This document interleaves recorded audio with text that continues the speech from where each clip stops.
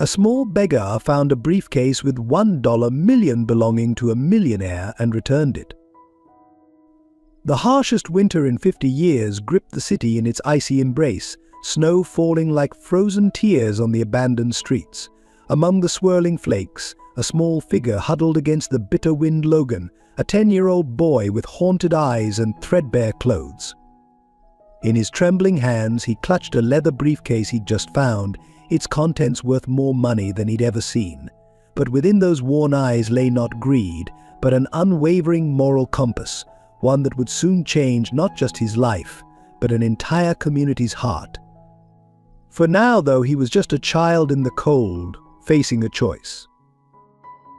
Before we start, share where you're watching from. If you're new or haven't subscribed, please click subscribe. It means the world to us. Thanks. The city knew Logan as the boy who lived in shadows, a child whose past was stained by whispered accusations and cruel assumptions. At just 10 years old, his small frame carried the weight of a tragedy that had branded him an outcast. His parents' death in a mysterious house fire a year ago had left more than just physical scars. It had marked him with a stigma he couldn't escape. The rumors spread like wildfire through the affluent neighborhood where the tragedy occurred. Some claimed they'd seen him playing with matches that fateful night. Others whispered about insurance money his parents had recently acquired. The police, more interested in closing cases quickly than finding truth, had written it off as a tragic accident, but the whispers never stopped.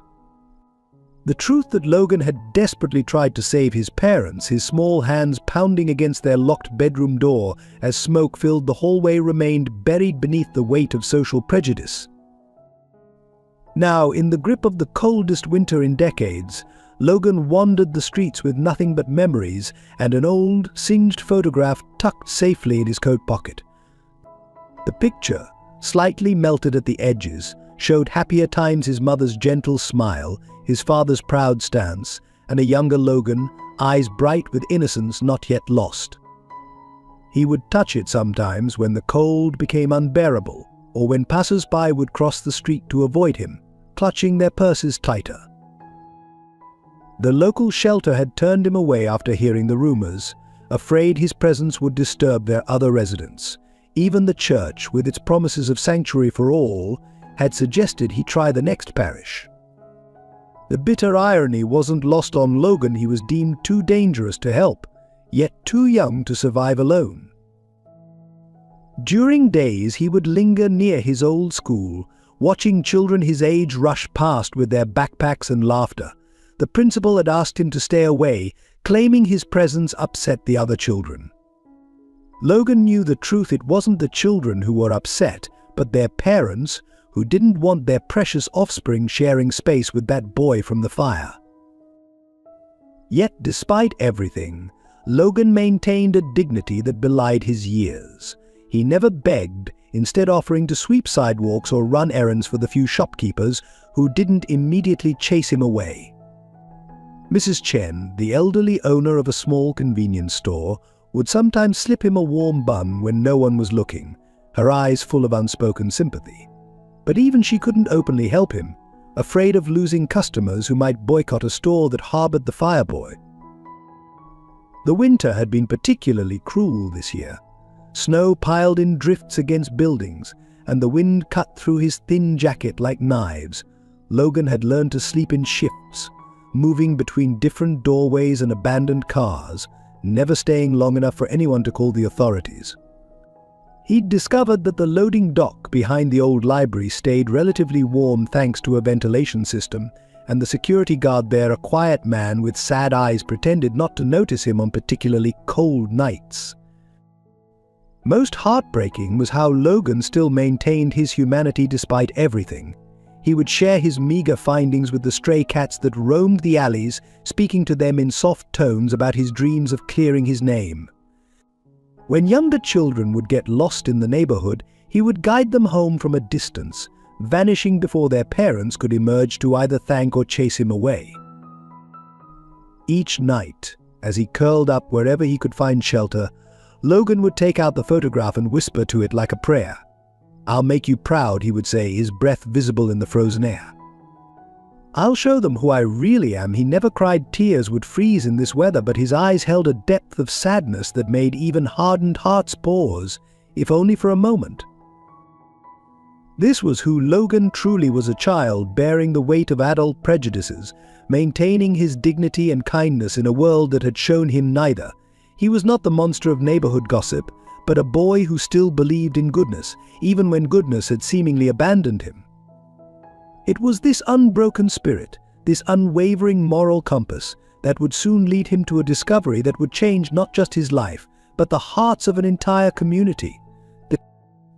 But for now, he was just a small figure in the vast winter landscape, trying to survive not just the cold, but the colder hearts of those around him.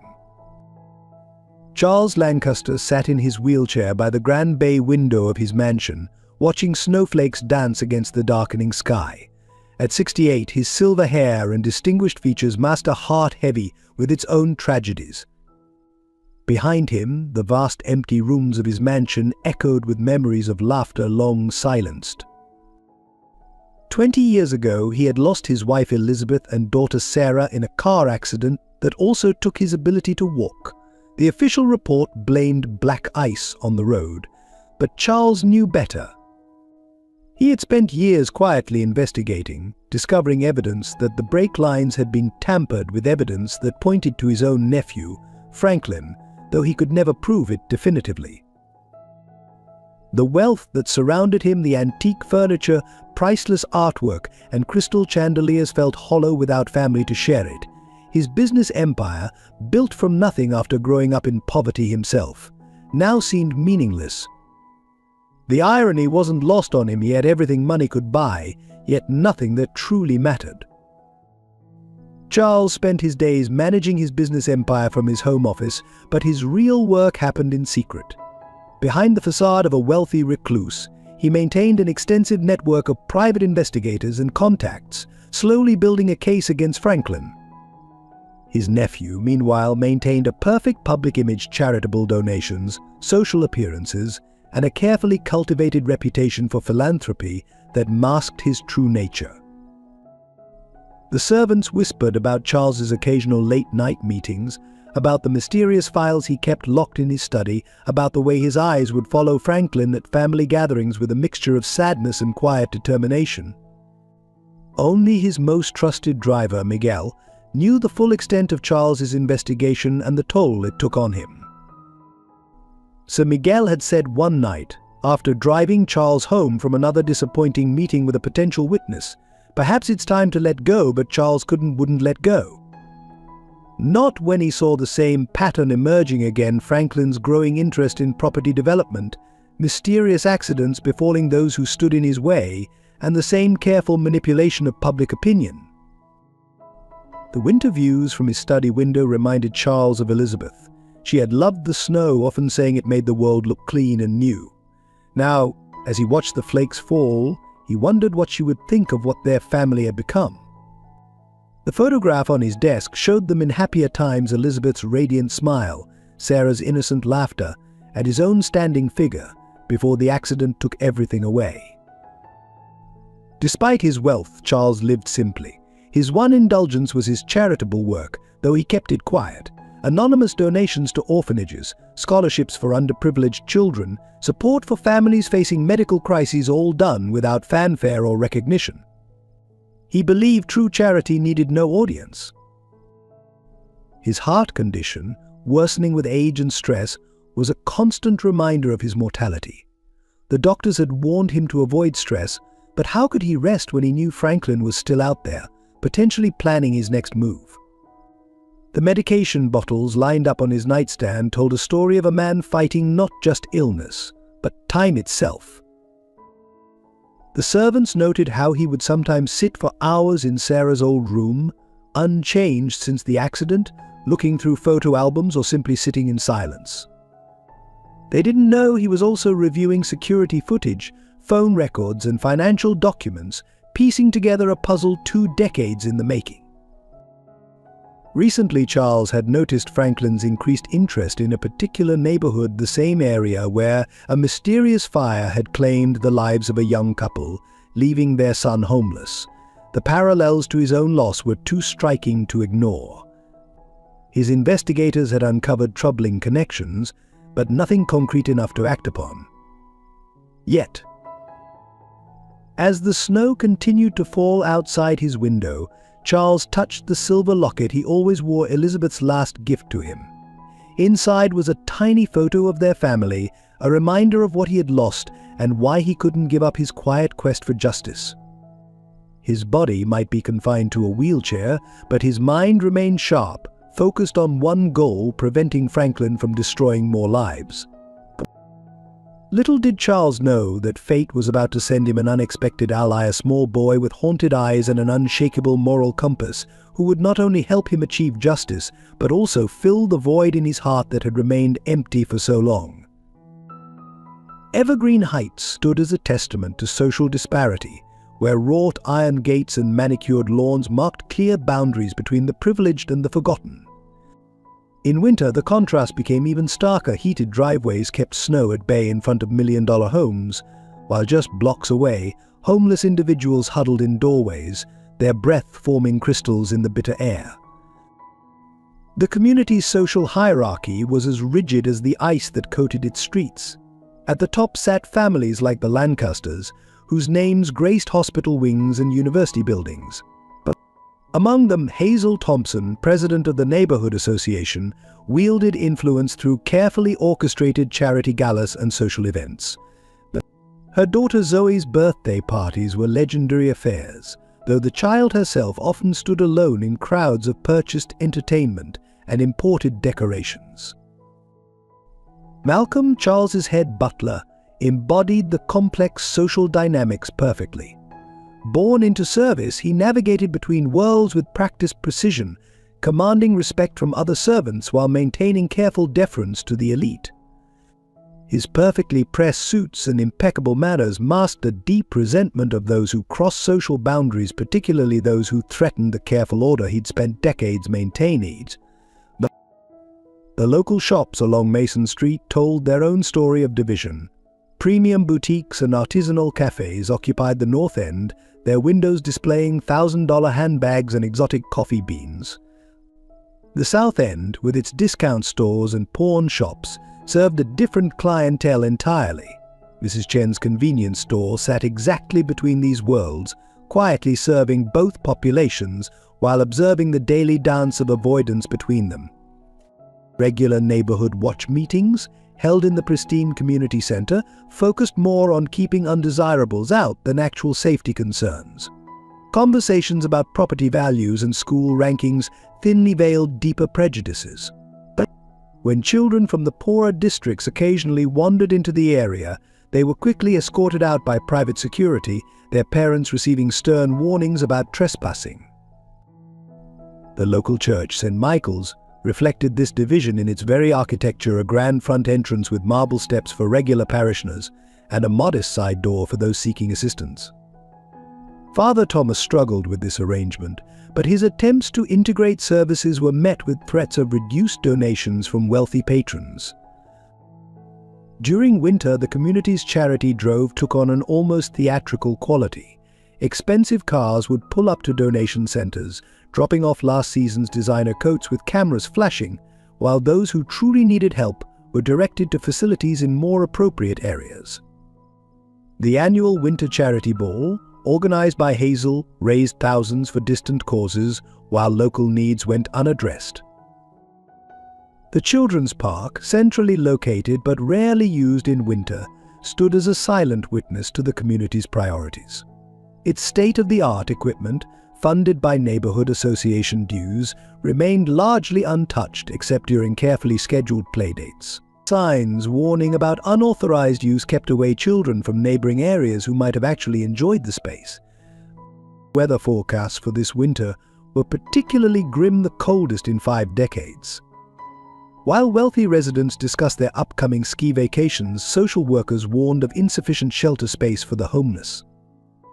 The contrast was perhaps most visible at dawn, when luxury cars with heated seats passed by huddled figures in doorways, their drivers averting their eyes from uncomfortable realities. Even the local school system reflected these divisions. The private Evergreen Academy, with its ivy-covered walls and heated swimming pool, stood less than a mile from the underfunded public school where classrooms often went without proper heating. Children learned early about invisible but rigid boundaries, about who they could play with and who they should avoid. The community newsletter, edited by Hazel, painted a carefully curated picture of life in Evergreen Heights. Articles about garden competitions and renovation projects appeared alongside notices about maintaining community standards, coded language that everyone understood. The police blotter section invariably blamed outside elements for any disturbances, reinforcing the community's siege mentality. Yet beneath this carefully maintained facade, cracks were beginning to show. Young people like Zoe questioned their parents' prejudices. Some residents, like Mrs. Chen, quietly defied social norms through small acts of kindness. And Charles Lancaster, from his window high above it all, watched and waited, knowing that real change would require more than charity balls and social committees. Into this complex web of social dynamics and unspoken rules stumbled a small boy with a valuable briefcase, a catalyst that would soon force the community to confront its deepest prejudices and most closely held beliefs about who deserved compassion and who did not. The discovery came on the coldest morning of the year, when the thermometer outside Mrs. Chen's store read -15 degrees. Logan had been searching for shelter behind the Lancaster mansion, his fingers numb and his breath creating ice crystals on his worn scarf. That's when he saw it, a leather briefcase, half buried in fresh snow, dropped near the wheelchair ramp behind Charles's car. His first instinct was to walk away. Experience had taught him that valuable items often led to accusations, and he couldn't afford another confrontation with the police. But something about the way the briefcase lay there, like a test from fate itself, made him pause. Through gaps in the partially opened zipper, he glimpsed stacks of $100 bills. Logan's hands trembled as he pulled the briefcase from the snow, not just from cold but from the weight of choice pressing down on him.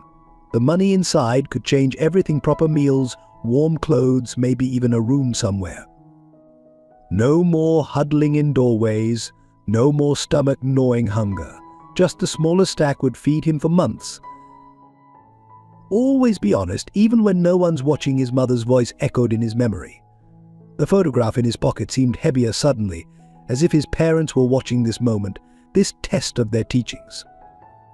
Logan looked at his reflection in a frozen puddle, gaunt face, hollow eyes, clothes that hadn't been properly washed in weeks. Inside the briefcase, beyond the cash, he found documents with Charles Lancaster's name and a small silver pocket watch with an inscription to Charles, keeper of our family's heart. The personal nature of these items made the decision both harder and easier. This wasn't just money, it was someone's story, someone's trust. Snow began falling harder as Logan stood there, warfare raging in his young heart. A nearby church bell tolled noon, reminding him that the soup kitchen would be serving soon, perhaps his only meal today. The weight of the briefcase felt like the weight of his future, pulling him between survival and integrity. Through the mansion's windows, he could see warmth and luxury that seemed from another world, a world that had judged him, condemned him, pushed him to the margins. Why shouldn't he take what fate had literally dropped at his feet? No one would know. No one would blame a freezing, starving child for choosing survival. But Logan knew he would know. His parents had raised him with an unwavering moral compass, teaching him that character was who you were when no one was watching. Even now, homeless and hungry, those lessons ran deeper than his desperation. His decision made, Logan began walking toward the mansion's front entrance, each step feeling like lead. The briefcase seemed to grow heavier, as if testing his resolve. Ahead, he could see Malcolm through the window, arranging flowers in the foyer. The butler's known disdain for street urchins made Logan's approach even more daunting. Just then, a gust of wind nearly knocked him over, sending snowflakes swirling around him like tiny dancers. For a moment, Logan thought he felt his mother's hand on his shoulder, encouraging him forward. The cold bit through his thin jacket, but his grip on the briefcase remained firm. As he reached the front steps, Logan caught his reflection in the polished door, a small, bedraggled figure clutching something far too valuable for someone of his station. The contrast between his worn shoes and the marble steps beneath them couldn't have been starker. The security camera above swiveled to face him, its red light blinking like a judgmental eye. Logan knew this moment would either validate every cruel assumption about him or prove them all wrong. His stomach growled fiercely, reminding him of the choice he was making. Still, he raised his hand to the ornate brass knocker, understanding that this single action might change his life for better or worse. The sound echoed through the mansion like a declaration, announcing not just his presence but his choice between desperate survival and determined dignity. Behind him, the winter wind howled, as if nature itself was holding its breath to see what would happen next.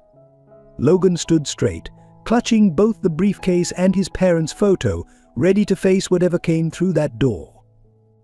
In this moment, he wasn't just returning money, he was proving that even a condemned, hungry child could choose right over easy. The door began to open, and with it, the next chapter of Logan's life was about to unfold. Malcolm opened the door, his face instantly contorting with disdain at the sight of Logan.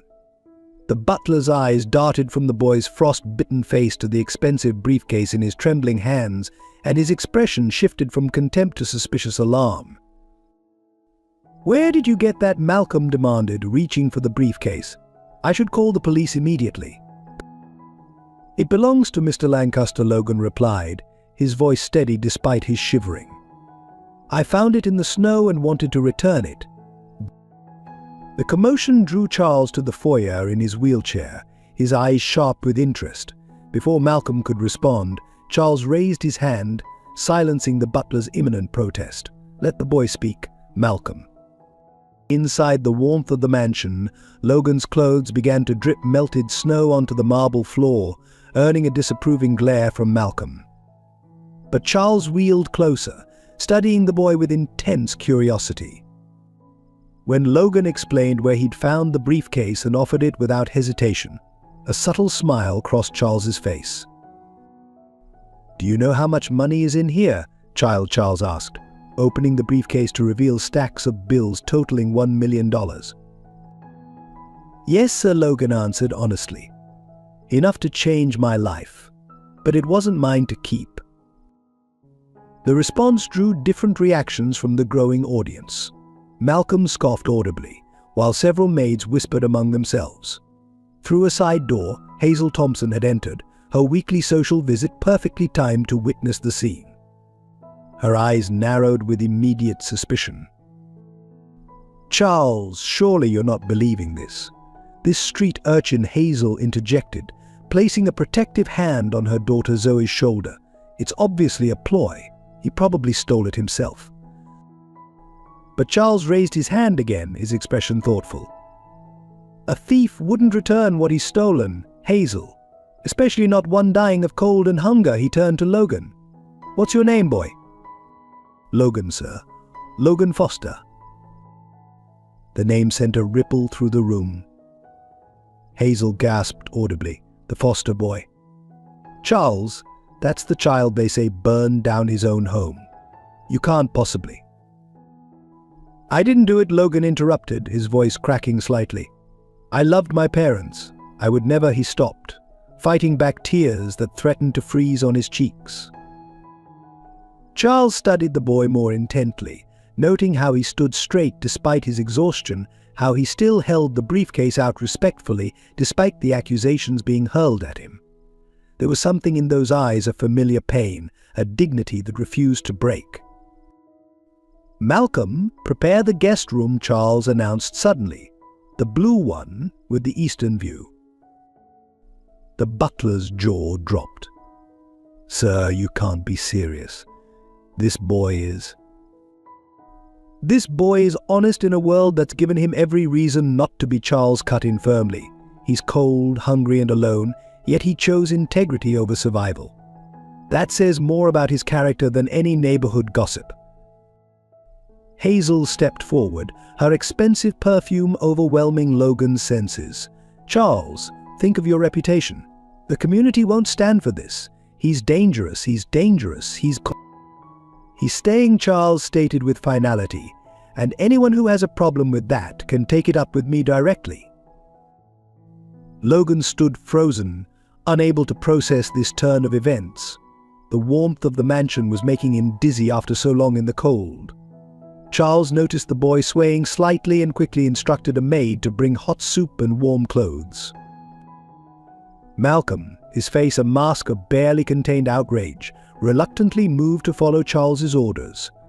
As he passed Logan, he whispered, "This isn't over, boy. People like you don't belong here." But Logan hardly heard him. His eyes were fixed on Charles, who was smiling at him with unexpected kindness. For the first time since his parents' death, someone was looking at him like a child deserving of care, rather than a criminal deserving condemnation. Through it all, young Zoe watched with fascination, ignoring her mother's attempts to pull her away. Her eyes met Logan's briefly, and she offered a small, secret smile, the first friendly gesture he'd received in months. As the mansion's residents dispersed, their whispers echoing through the grand halls, Charles remained with Logan. "Come, my boy," he said gently. "Let's get you warm. We have much to discuss." Logan followed, still clutching his parents' photograph in his pocket.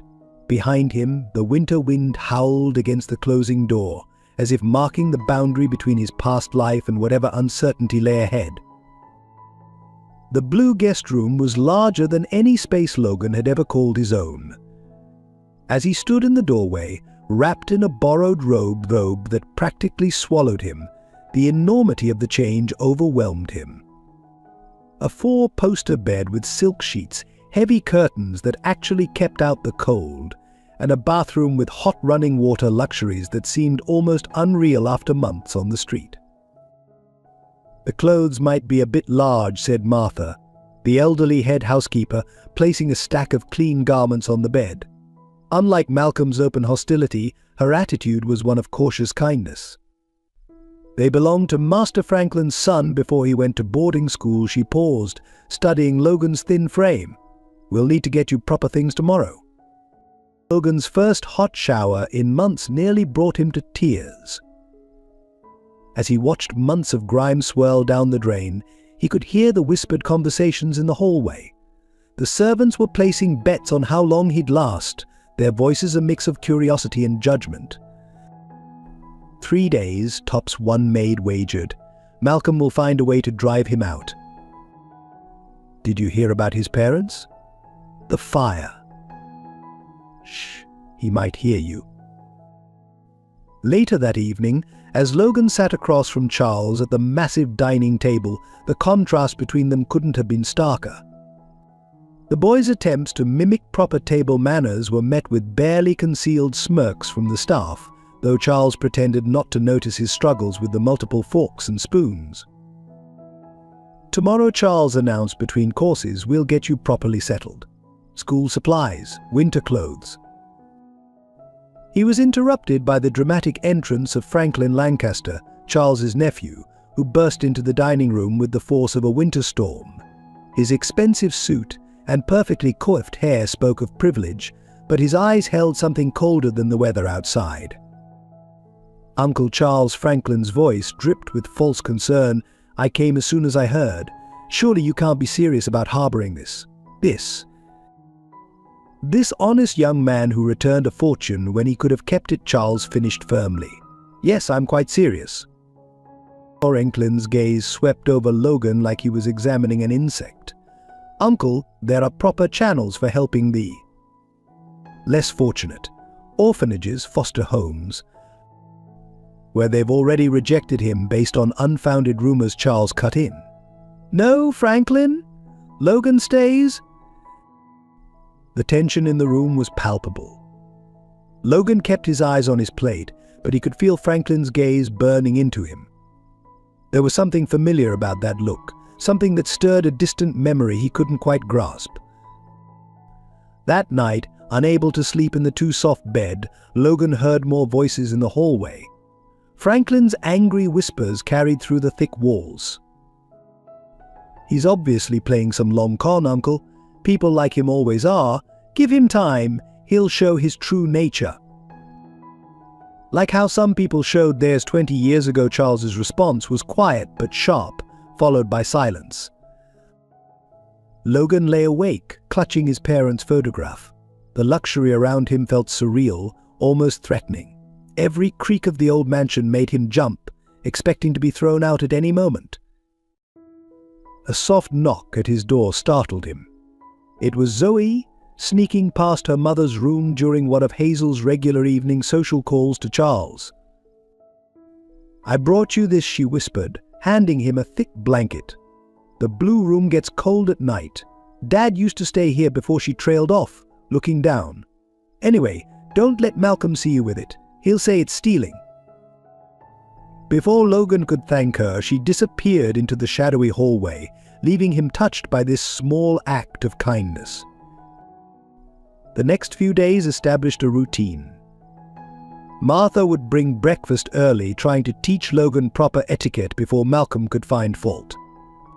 Charles would spend mornings with him in the library, asking about his education and interests, seeming genuinely impressed by Logan's quick mind and love of reading.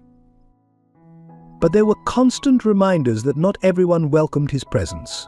Malcolm accidentally spilled hot tea on Logan's lap during lunch. Franklin made surprise visits, each time suggesting different boarding schools or youth programs far away from the mansion. Anonymous notes appeared under his door, "Leave before they remember what you did." Yet through it all, Charles remained steadfast. He seemed to take personal joy in Logan's small victories, mastering the dinner fork arrangement, learning to tie a proper tie, reciting poetry from the library's vast collection. "You remind me of someone," Charles said one evening watching Logan read by the fireplace, "someone who also refused to let the world's cruelty change their heart." Logan looked up, about to ask who, but the sadness in Charles's eyes made him stay silent.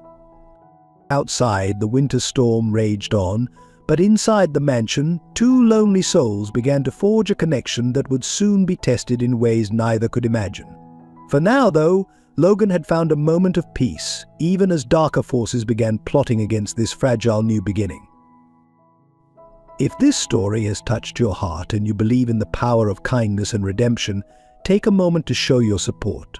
The small button below can make a big difference, just like how one honest action from a freezing child changed an entire community. Your like helps us share more stories of hope. The antique pocket watch vanished on a Thursday morning, exactly 3 weeks after Logan's arrival. It wasn't just any watch, it was Charles's most treasured possession, a family heirloom that had survived 3 generations. The timing couldn't have been worse, as the mansion was preparing for its annual winter charity gala. Malcolm discovered the theft during his morning rounds, his theatrical gasp drawing servants from every corner. "The watch is gone," he announced, standing in Charles's study doorway, "and I saw someone sneaking around here last night." All eyes turned to Logan, who had been quietly reading in the corner. The boy's face paled as he recognized the calculated malice in Malcolm's eyes. Before he could speak, Franklin appeared, as if by design, his presence commanding immediate attention. "Uncle Charles," Franklin said gravely, "I hate to suggest this, but perhaps we should search the boy's room. For everyone's peace of mind." Charles hesitated, his eyes meeting Logan's. The boy stood up straight, chin raised despite his trembling hands. "You can search, sir. I didn't take anything." The search party, led by Malcolm and Franklin, made a show of turning Logan's room upside down. The other servants watched from the doorway, their whispers growing louder with each passing minute. Then came Malcolm's triumphant cry as he lifted the mattress. There lay the watch, its gold surface gleaming accusingly. "I didn't put it there," Logan's voice cracked with desperation. "Someone's trying to frame me." "Just like you didn't start the fire," Franklin asked softly, his words carrying through the suddenly silent room. "How many times will you deny your true nature, boy?" Charles wheeled himself forward, his face unreadable. The disappointment in his eyes cut Logan deeper than any accusation. "Logan, I gave you a chance when others wouldn't. I trusted you."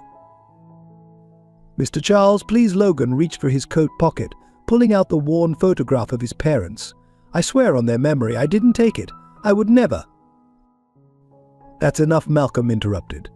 "Sir, shall I call the police?" The gathered crowd held their breath. Even Hazel, who had arrived mid-commotion, stood silent for once. Young Zoe pushed through the adults, her face flushed with anger. He couldn't have done it. I saw, but her mother's firm hand on her shoulder silenced her. Charles raised his hand, and the room fell silent. "No police," he said finally, "but Logan, I need time to think. Please stay in your room until I decide what to do." As the crowd dispersed, Malcolm's triumphant smirk and Franklin's satisfied nod went unnoticed by all except Logan. He caught a glimpse of Zoe trying to tell him something, but Hazel quickly pulled her away. Alone in his room, Logan sat on the stripped bed, his parents' photograph clutched tightly. The watch incident brought back painful memories of the fire investigation, the same disbelieving faces, the same predetermined guilt. Through his window, he could see snowflakes falling, each one a reminder of how quickly warmth could turn to coldness. Hours passed. The mansion's sounds changed as day turned to evening. Dinner was served, dishes clinked, conversations hummed. No one brought him food. The only interruption was Malcolm, delivering fresh sheets with exaggerated caution, as if Logan might snatch them too. "Enjoying your last night in luxury," the butler whispered. "It's where you belong, you know. Out there in the cold with the other thieves." Logan didn't respond. His mind was racing, trying to understand who had orchestrated this and why. The watch's placement was too perfect, the timing too convenient, but proving his innocence seemed impossible, just like with the fire. As night fell, he heard Franklin's voice outside his door, speaking to Charles. "Uncle, I know it's hard, but we must face facts. Some people simply cannot rise above their circumstances. Better to learn this now than when something more valuable goes missing."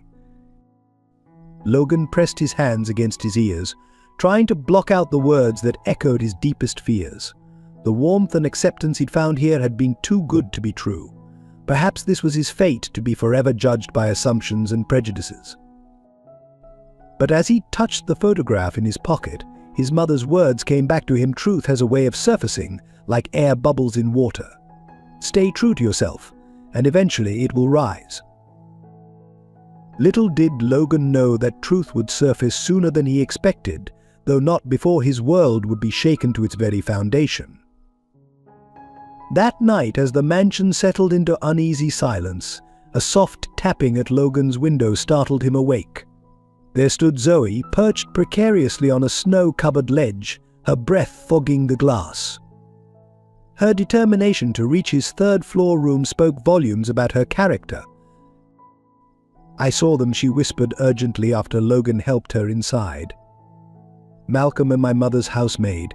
They were planning something in the servants' corridor yesterday. I tried to tell you earlier, but Mom wouldn't let me near you." Logan stared at her, torn between hope and caution. "Why are you helping me? Your mother would be furious." "Because," Zoe replied, pulling her knees to her chest as she settled on the floor, "I know what it's like when nobody believes you. When they've already decided who you are." Her eyes carried a sadness that seemed too heavy for her 12 years. She explained how she'd overheard more than just plans about the watch. Franklin had been meeting secretly with her mother, discussing property developments and old land deeds. Something about Logan's presence threatening their plans. "But that's not why I'm really helping," Zoe continued, her voice dropping lower. "The night of the fire. I was there, in our garden. I saw someone leaving your house, but Mom made me promise never to tell. She said it would complicate things." Logan's heart nearly stopped. "Who? Did you see their face?" Before Zoe could answer, footsteps echoed in the hallway. She quickly slipped behind the heavy curtains as Malcolm's shadow passed beneath the door. Both children held their breath, until the footsteps faded. "I have to go," Zoe whispered. "But I'll help prove your innocence. We just need evidence." Over the next few days, while Logan remained confined to his room, Zoe became his secret ally. She would leave notes hidden in library books that Martha would bring him, sharing snippets of conversations she'd overheard. She snuck him extra food when Malcolm deliberately forgot his meals. Their friendship grew stronger through these secret exchanges. Zoe confided how lonely she felt. Despite her privileged life, her mother's constant social obligations leaving her essentially alone. Logan shared stories of his parents, the happy memories he clung to despite everyone trying to taint them. "Sometimes I dream about the fire," he admitted one night during another secret visit. "I keep trying to reach their door, but the handle gets further away. I hear them calling, but..." Zoe reached out and squeezed his hand. "We'll find the truth. I promise." Their alliance didn't go unnoticed. Hazel began restricting Zoe's movements, scheduling extra tutoring sessions and supervised activities, but Zoe proved remarkably resourceful, creating elaborate excuses to visit the mansion with her mother. One afternoon, she managed to slip Logan a small notebook. "I've been keeping track of when Franklin visits and what I overhear. Something big is happening soon. They keep talking about papers Charles needs to sign." The risk Zoe took in helping him wasn't lost on Logan. "Why risk getting in trouble? Your mother would never forgive you." Zoe's answer came with surprising maturity, because sometimes doing what's right means going against what's easy. "You taught me that when you returned the briefcase." Their friendship became a bright spot in Logan's darkest hours. When doubts crept in, when the weight of accusations became too heavy, Zoe's unwavering belief in his innocence gave him strength. She saw him not as the fireboy or the street urchin, but simply as Logan, someone worthy of trust and friendship. One evening, as snow fell heavily outside, Zoe brought him news that made his blood run cold. "They're planning something for the charity gala. I heard Franklin say it's time to resolve the Charles situation, Logan. I'm scared for him." Their eyes met in the dim light, both understanding the gravity of the situation. They were no longer just two kids fighting against unfair accusations. They were possibly the only ones who could prevent something terrible from happening. "We need to warn him," Logan whispered. "They'll never believe," just as Zoe replied. "We need proof." As they sat there, plotting in whispers, their unlikely friendship represented everything the adults around them fought against: the breaking down of social barriers, the triumph of truth over prejudice, the simple power of believing in someone when the whole world doubted them. In the library, Charles sat alone in his wheelchair, staring at the recovered pocket watch. Something about the whole situation didn't sit right with him. 20 years of investigating Franklin had taught him to recognize the signs of manipulation, and this incident carried his nephew's signature too perfectly. A soft knock interrupted his thoughts. Martha entered, carrying evening tea, so she hesitated, then continued, "Might I speak freely about the boy?" Charles nodded, noting the unusual concern in his longtime housekeeper's face. "Last night I saw something peculiar." Mr. Franklin and Malcolm in the service corridor, laughing. Malcolm said something about the watch working better than expected. "I wouldn't normally speak ill, but..." Charles's eyes narrowed. "Thank you, Martha. Please send Logan to me." When Logan entered, his usual confident posture was gone, replaced by the defensive slouch of someone expecting another blow. Charles studied him carefully, remembering another young person who had once stood before him, similarly accused his late daughter Sarah, framed for stealing by Franklin when they were children. "Logan," Charles began, wheeling closer, "tell me again about the night of the fire." The question caught Logan off guard. "Sir." "Not what others say happened. Tell me what you remember." Logan's voice trembled as he recounted that terrible night. "I smelled smoke first, tried to reach their room, but the door was locked from outside. I heard voices downstairs, unfamiliar ones. Then someone pushed me out a window. I saw. I saw a man in an expensive coat running through our garden. Charles's grip tightened on his armrests. An expensive coat, like the one Franklin always wears. Logan's eyes widened with sudden recognition. You know something? I know my nephew Charles replied grimly, and I know how he operates. The watch incident, it's too perfect, too convenient. Just like he paused, pain flickering across his face, just like when my wife and daughter died. The revelation hung in the air between them. Logan felt his heart racing as Charles continued, 20 years ago, my family died in what everyone called an accident. Black ice, they said. But the brake lines were cut. Franklin needed control of the company, you see. Elizabeth and Sarah stood in his way. Like my parents stood in his way, Logan whispered, pieces falling into place. Our house, it was the last one he needed for his development project. Charles reached for Logan's hand, his grip firm and reassuring. I've been investigating him for years, gathering evidence. But he's careful, always working through others. Until now. The charity gala, Logan blurted out. Zoe overheard. Zoe's been helping you, Charles interrupted, a slight smile touching his lips. Good girl, she's braver than her mother. Logan explained everything Zoe had discovered, the secret meetings, the papers Charles was supposed to sign, the ominous plans for the gala. With each word, Charles's expression grew more determined. Listen carefully, Charles leaned forward, his voice dropping to a whisper. Franklin doesn't know I suspect him. That's our advantage. But we need proof, concrete evidence that links him to both the fire and his current schemes. You believe me? Logan's voice cracked with emotion. I believed in you the moment you returned that briefcase, Charles replied. A child who chooses honesty over survival, who maintains dignity despite cruelty, that child deserves trust. But more than that, I recognize in you the same strength I saw in my Sarah. Tears welled in Logan's eyes as Charles continued, we'll need to be careful. Franklin's desperate now.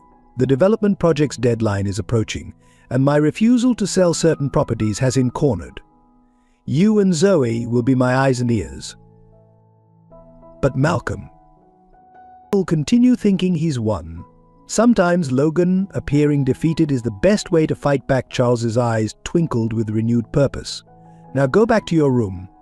Act subdued, broken. Let them think their plan is working. As Logan turned to leave, Charles called after him softly, and Logan, thank you for giving an old man reason to fight again. That night, as snow fell outside his window, Logan felt something he hadn't since his parents' death: hope.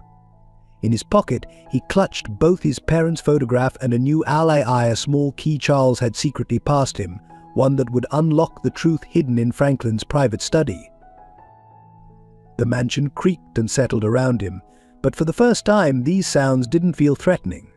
Instead, they seemed to whisper of justice approaching, of truths waiting to be unveiled, of a family forming in the most unexpected way. Tomorrow would bring new dangers, but tonight Logan slept peacefully, knowing he was no longer alone in his fight for truth. The morning of the frozen pond incident dawned brutally cold. Temperatures had plunged to record lows, turning the mansion's ornamental pond into a treacherous sheet of ice. Warning signs had been posted, but Zoe, in her determination to gather evidence about Franklin, ventured too close to the pond's edge while following her mother to a secret meeting. The ice cracked with a sound like a gunshot. Logan, who had been watching from his window, saw Zoe disappear through the surface. Without hesitation, he bolted from his room, ignoring Malcolm's shouts to stop. The bitter cold hit him like a physical blow as he ran outside, but he didn't slow down. Hazel's screams pierced the air, "My baby." Someone help her, but the gathered crowd, including Malcolm and several servants, stood frozen in horror. The ice was too thin to support an adult's weight. Logan didn't hesitate. He dropped to his stomach and began sliding across the ice, distributing his weight as his father had once taught him during happier winters. The freezing surface burned through his thin clothes, but he kept moving toward the broken edge where Zoe had disappeared. "Get back, you fool," Franklin's voice carried across the pond. "You'll kill yourself too." But Logan had already reached the hole. Taking a deep breath, he plunged his arms into the frigid water. The cold was like thousands of knives stabbing his skin. He couldn't feel his fingers, but he kept reaching, searching. Then contact. Zoe's coat. Logan pulled with all his strength, but the waterlogged weight was too much. His body screamed for warmth, for air, for relief from the crushing cold. Black spots danced in his vision. "I won't let go," he whispered through chattering teeth. "I won't lose anyone else." With one final surge of desperate strength, he managed to pull Zoe's head above water. Her lips were blue, her eyes closed. The ice around them creaked ominously. "Hold on," Charles's voice cut through the chaos. He had ordered the gardeners to bring rope, creating a human chain to reach them. But Logan knew they wouldn't make it in time. The ice was splintering beneath them. Making a split-second decision, Logan wrapped his arms around Zoe and rolled them both away from the weakening edge, using his body to protect her from the rough ice. Each roll sent daggers of pain through his frozen limbs, but he kept going until they reached thicker ice. Hands reached for them, pulling them to safety. Logan's consciousness was fading, but he refused to let go of Zoe until he heard her cough, expelling water. "She's breathing," someone shouted. Through blurry vision, Logan saw Hazel collapse beside her daughter, sobbing. The next few minutes were chaos. Blankets appeared, wrapping around their shivering bodies. Charles ordered both children brought inside immediately. As servants carried them in, Logan caught a glimpse of Franklin's face, a mixture of frustration and calculated concern that seemed oddly out of place. "Get them to the fire," Charles commanded, taking charge. "Martha, bring hot tea and call the doctor." In the warmth of the library, as feeling painfully returned to his frozen limbs, Logan heard scattered conversations around him. Did you see how he didn't even think twice? Just like that, straight into danger. Maybe we were wrong about him? On the fire? Could we have been mistaken? Hazel, still holding Zoe close, looked at Logan with tears in her eyes. "You saved her," she whispered. "After everything I said about you, everything I believed, you saved my daughter." Zoe, though still shivering, managed to speak. "He's not who you thought. Mother, he never was." The gathered crowd shifted uncomfortably, years of prejudice warring with the undeniable evidence of Logan's character they had just witnessed. Even Malcolm seemed unsure, his usual disdain cracking slightly. Charles watched it all with knowing eyes. Sometimes, he announced to the room, it takes a moment of crisis to reveal a person's true nature. Logan didn't stop to think about who believed in him or who doubted him. He simply acted to save a life. Franklin, standing in the doorway, interjected smoothly. "Yes, very heroic. But shouldn't we focus on getting the children proper medical attention rather than turning this into a moral lesson?" But the damage to Franklin's carefully constructed narrative was done. The community's perception had shifted, if only slightly. As Logan finally gave in to exhaustion, he heard Charles addressing the crowd. "Look at these two children, one from privilege, one from hardship, both showing us what really matters. While we adults played our social games, they showed us true courage and friendship." Logan's last conscious thought was of his parents' photograph still in his frozen coat pocket. "I didn't let anyone else die," he whispered. "I kept my promise." The winter sun broke through the clouds outside, casting a warm glow through the library windows, as if nature itself was acknowledging that something had changed in Evergreen Heights that day. The ice that had formed around people's hearts began to thaw, much like the treacherous pond outside. In the days following the pond incident, while Logan recovered from hypothermia, Zoe made a discovery that would change everything. Confined to bed but determined to help, she overheard a heated conversation between Franklin and her mother through the mansion's old heating vents. "The development deadline is in 2 weeks," Franklin's voice carried clearly. "If Charles doesn't sign those power of attorney papers at the gala, we lose everything. The land deals, the offshore accounts, all of it." "Including the Foster property?" Hazel asked. "Especially that. Do you think I arranged that convenient accident for nothing? But that brat survived, and now he's becoming a problem. Charles is getting too attached." But the sound of something shattering lightly Franklin's whiskey glass echoed through the vent. "Keep your voice down," Hazel hissed. "These walls have ears." "Don't lecture me about caution," Franklin snapped. "I've spent 20 years building this plan. First Elizabeth and Sarah's accident, now the Foster fire, everything perfectly orchestrated. I won't let some street urchin's honesty ruin it all."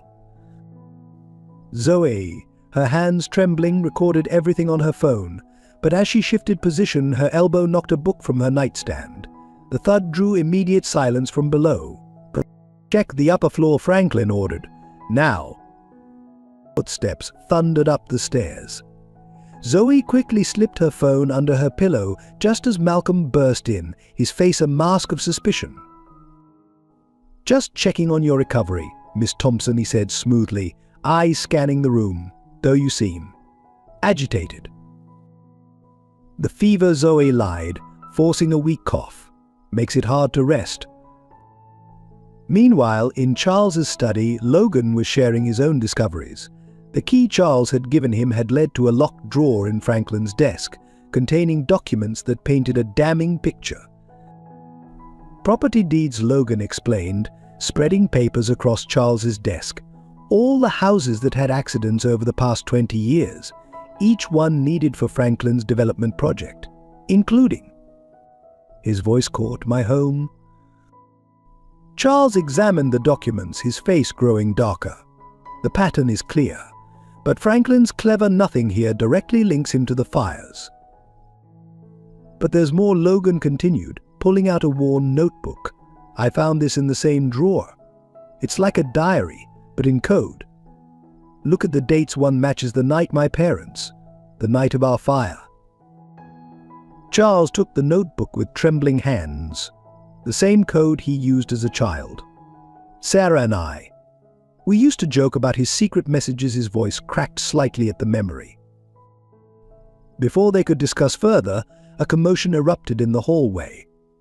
Zoe burst in, pale and breathless, Malcolm close behind. "Sir, I apologize," Malcolm began. "Miss Thompson should be resting."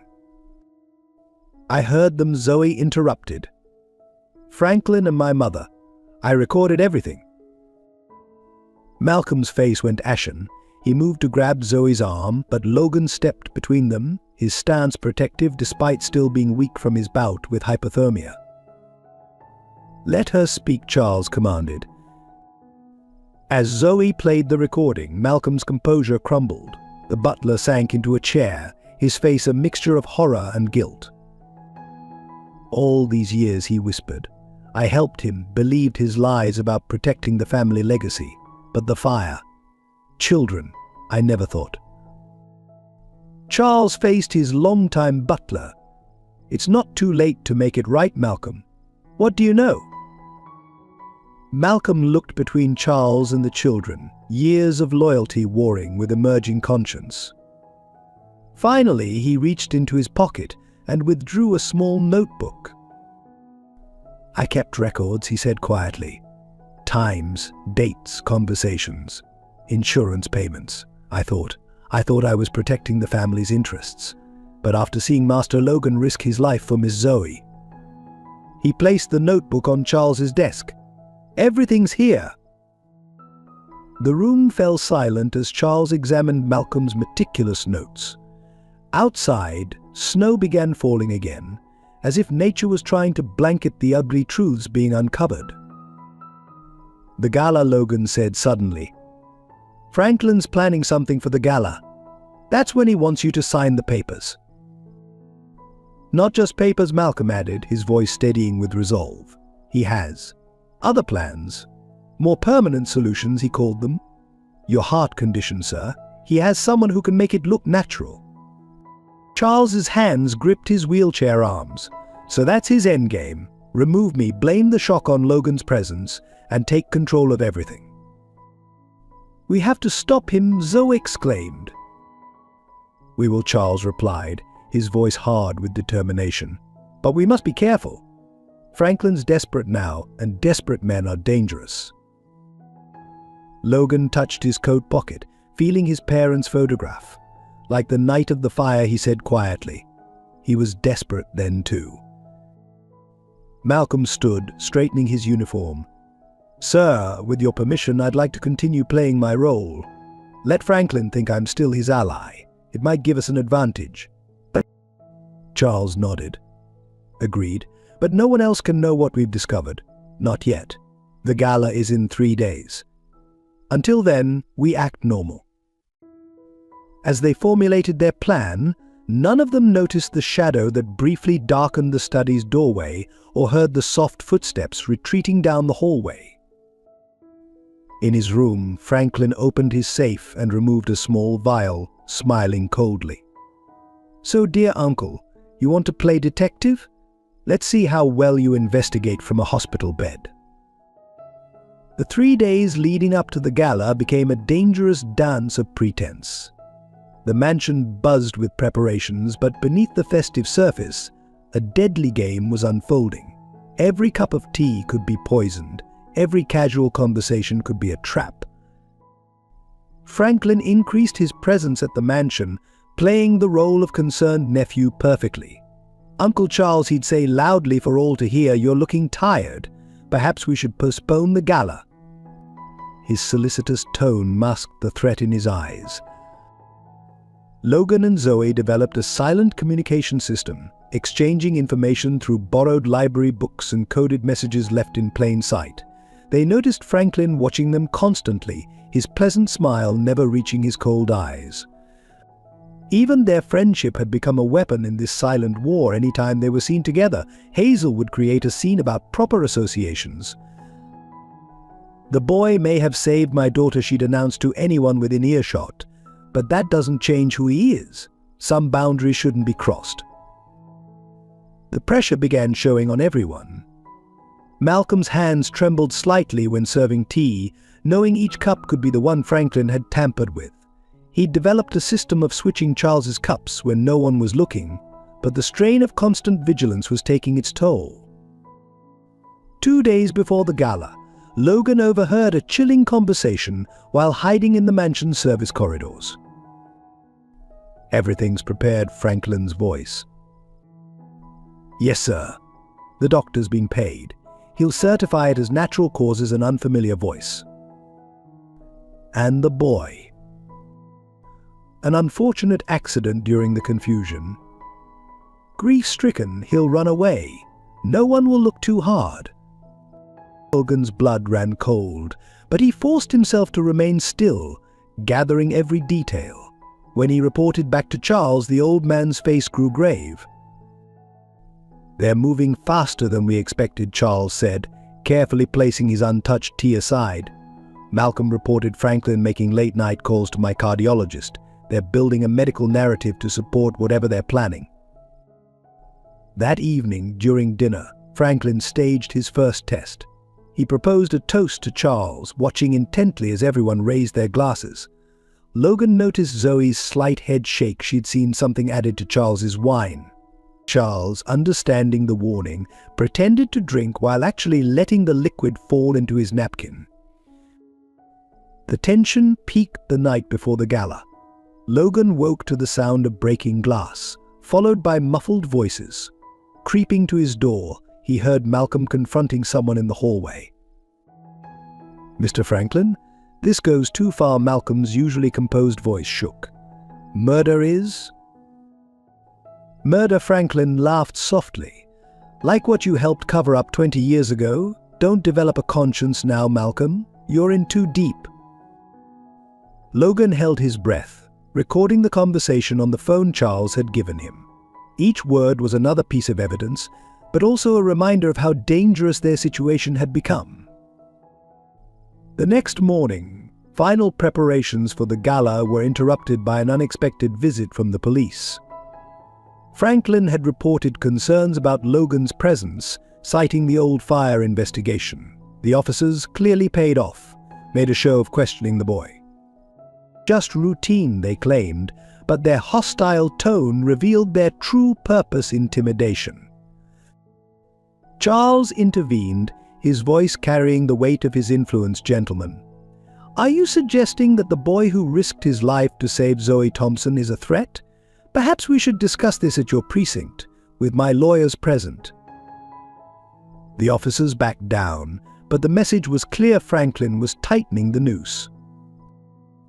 As evening approached, Logan found Zoe crying in the library. "He threatened my mother," she whispered. Franklin told her if she doesn't help him, he'll reveal her role in covering up what happened to your parents. "She's scared, Logan. I've never seen her scared before." The revelation added another layer to their already complex situation. Hazel, for all her prejudices, was also a victim of Franklin's manipulation. The web of lies and threats had ensnared everyone. Charles called a final secret meeting in his study hours before the gala. Malcolm secured the room while Logan and Zoe shared their latest discoveries. "Remember," Charles instructed, "whatever happens tonight, stick to the plan. Franklin expects us to be reactive, defensive. Instead, we'll be ready." But what if he really tries to? Logan couldn't finish the sentence. Charles squeezed his hand. "Son, I've spent 20 years waiting for justice. Whether I survive tonight or not, the truth will come out. You and Zoe have made sure of that." The grandfather clock struck 6, its chimes echoing through the mansion like a countdown. Guests would begin arriving in an hour. Somewhere in the house, Franklin was surely making his final preparations. Logan touched his parents' photograph, then looked at Charles with determination. "We won't let him win. Not this time." As they left the study to prepare for the evening, none of them saw the tiny camera Franklin had hidden in the bookshelf, or knew that their entire conversation had been transmitted to his phone. In his private room, Franklin watched the recording, his face twisted with rage and triumph. "So, Uncle Charles, you want to play games?" He opened his safe, removing not just the vial of poison, but also a gun. "Let's see how your little family handles a change in plans." The winter gala transformed the Lancaster mansion into a glittering display of wealth and power. Snow fell softly outside, while inside, crystal chandeliers cast rainbow shadows over guests in designer evening wear. The air hummed with classical music and practiced laughter, masking the deadly tension building beneath the surface. Logan, dressed in a tailored suit that Charles had insisted on, watched from his position near the grand staircase. Every detail felt significant: the way Franklin kept touching his jacket pocket, Hazel's nervous glances toward her daughter, Malcolm's subtle nod as he served champagne. The pieces were in place for their plan, but also for Franklin's. Charles made his entrance precisely at 8, wheeling himself into the grand hall. His appearance drew genuine gasps. He looked decades older than just days before, his face pale and drawn. The theatrical display of weakness was part of their strategy, but Logan noticed real pain flashing across his face when he thought no one was watching. Franklin swooped in immediately, playing the concerned nephew. "Uncle Charles, you don't look well at all. Perhaps we should handle the business matters quickly, so you can rest." His solicitous tone carried an undercurrent of triumph. "Yes," Charles agreed weakly. "In my study, perhaps. Just let me catch my breath." Logan watched them disappear down the hallway, every instinct screaming to follow. But he had his own role to play. Moving carefully through the crowd, he positioned himself near the library entrance, waiting for Zoe's signal. The first part of Franklin's plan revealed itself within minutes. The family doctor, clearly in Franklin's pocket, began speaking loudly about Charles's declining health. "Such a shame," he announced to anyone who would listen.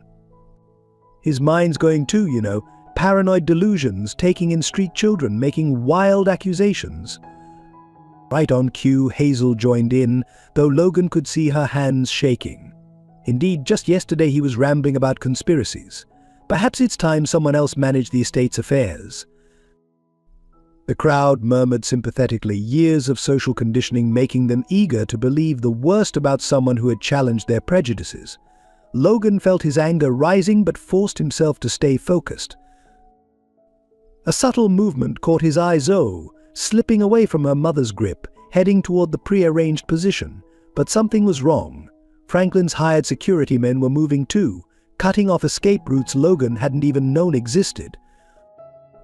Then he heard it, Charles's voice, raised in genuine alarm, cutting through the party's elegant facade. "Franklin, put that down." The music screeched to a halt. Guests froze mid-conversation as the sound of breaking glass echoed from the study. Logan broke from his position, heart pounding, knowing they'd miscalculated somehow. He reached the study door just as Franklin's voice rang out, all pretense abandoned. 20 years, Franklin was shouting. 20 years of playing the dutiful nephew, watching you waste our family's fortune on charity cases, and lost causes the sound of something heavy hitting wood, a gun being placed on a desk. "Sign the papers, Uncle. Make this easy." Logan burst through the door to find a scene straight from his nightmares.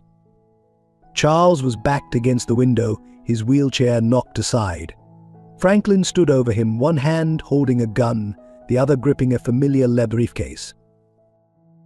"Ah, perfect timing," Franklin sneered, seeing Logan. "Our little hero arrives. Tell me, boy, did you really think returning that briefcase would change anything? Some people are born to nothing, and that's where they should stay." "Like my parents stayed in our burning house," Logan's voice shook with rage, "while you watched from our garden." Franklin's laugh was cold. "Clever child. But you have no proof. No one will believe." "We believe him." Zoe's voice came from the doorway. She stood there, phone raised, live streaming everything to the screens in the main hall. Behind her, dozens of guests crowded the corridor, witnessing Franklin's true nature. But Franklin's smile didn't fade. If anything, it grew colder. "You think this changes anything? I've spent 20 years building this moment. Every detail planned, every contingency covered." He reached into the briefcase, pulling out a stack of papers, including this evidence that our young hero here actually did start the fire that killed his parents, all properly backdated and witnessed. Charles struggled to rise, his face contorted with pain that was no longer just for show. "Franklin, stop this madness." "Madness," Franklin's voice rose hysterically. "Madness is watching you throw away everything our family built." Elizabeth and Sarah understood that, or they would have if they'd lived. The foster boy's parents understood too in their final moments. The confession hung in the air like smoke. In the doorway, Malcolm stepped forward, his own phone recording. "Mr. Franklin, you should know I've been recording everything. Not just tonight, but for years. Every conversation, every threat, every detail of what really happened to Mrs. Elizabeth and Miss Sarah." Franklin's composure cracked. The gun swung wildly between targets. "Charles, Logan, Malcolm, Zoe, you're lying. You've always been loyal to me." "My loyalty was to this family," Malcolm replied steadily. "I lost sight of that once. Never again." But Franklin wasn't finished. His free hand dove into his pocket, emerging with a small vial. "You think recordings will matter when you're all dead? A tragic murder-suicide, the disturbed boy, the failing uncle, all those unresolved issues."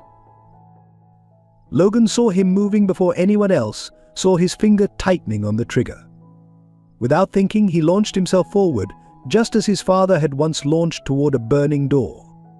The gun roared, crystal glasses shattered, and someone screamed.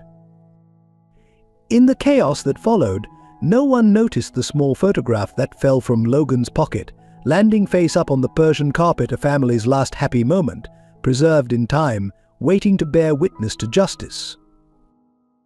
The hospital corridor's fluorescent lights cast harsh shadows over the gathered crowd. Blood stained Logan's suit jacket where the bullet had grazed his shoulder, but he refused to leave Charles's side.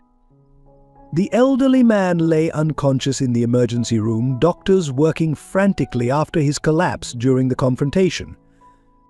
BP dropping a nurse called out, "Doctor, he's not stabilizing." Logan pressed his face against the observation window, his breath fogging the glass. Behind him, Zoe gripped his uninjured arm, both children watching as machines beeped ominously and medical staff rushed around Charles's still form. "He has to make it," Logan whispered. "He has to know we got the proof." The police had taken Franklin away in handcuffs, his final desperate act thwarted when Malcolm knocked the poison vial from his hand. But the stress had triggered something in Charles's heart, a massive cardiac event that threatened to accomplish what Franklin's schemes could not. Hazel paced the waiting room, her carefully maintained facade crumbling. "This is my fault too," she kept muttering. I knew, and I said nothing. All these years." Malcolm stood guard at the door, his butler's posture unchanged despite everything. His phone contained the evidence that would bury Franklin forever, but right now none of that mattered. The man he'd served for decades, whom he'd finally chosen to protect, was fighting for his life. A doctor emerged, his face grave. "The next few hours are critical. The damage to his heart is severe, if he makes it through the night." When Logan interrupted firmly, "When he makes it through the night?" The doctor's expression softened, looking at the boy. "He's asking for you." Inside the room, Charles looked small against the white hospital sheets. Tubes and wires connected him to softly beeping machines. His eyes fluttered open as Logan approached. "Did we get him?" Charles whispered. Logan nodded, fighting back tears. "Everything's recorded. Malcolm's talking to the police now. Franklin confessed to everything, my parents, your family." Charles managed a weak smile. Then it was worth it.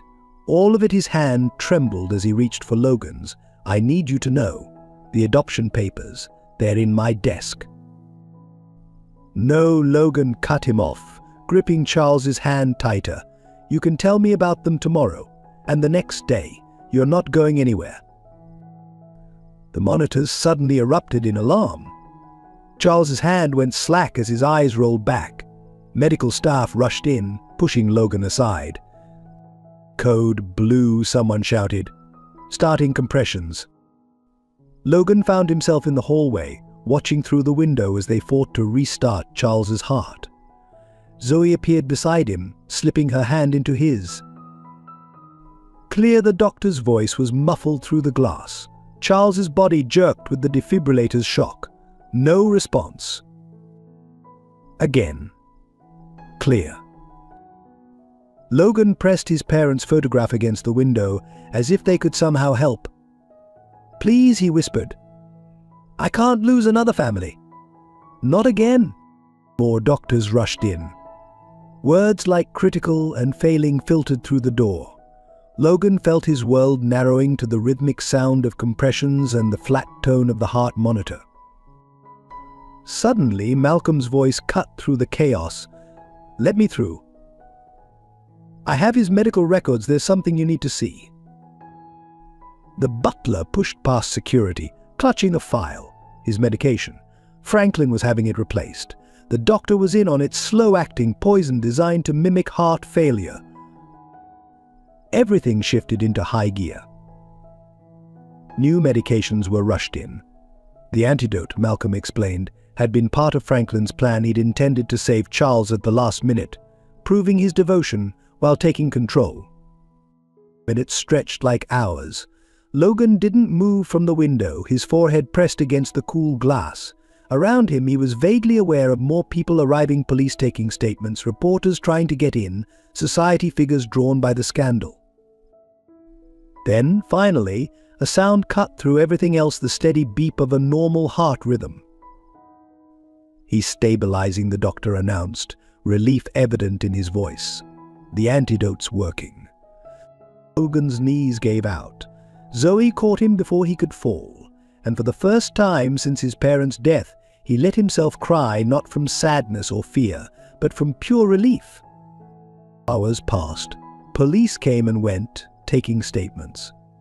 News broke about Franklin's arrest, about the years of manipulation and murder, but Logan noticed something else too: the way hospital staff stopped avoiding his gaze, how visitors nodded respectfully instead of shrinking away.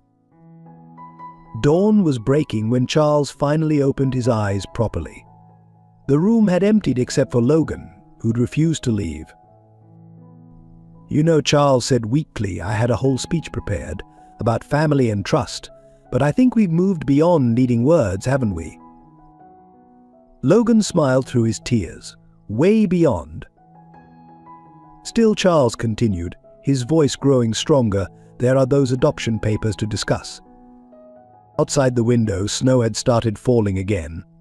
But this time it felt less like nature's indifference, and more like a cleansing washing away old prejudices, old pain, old barriers between people. In his pocket, Logan's parents smiled from their photograph, and for the first time he felt like they were truly at peace.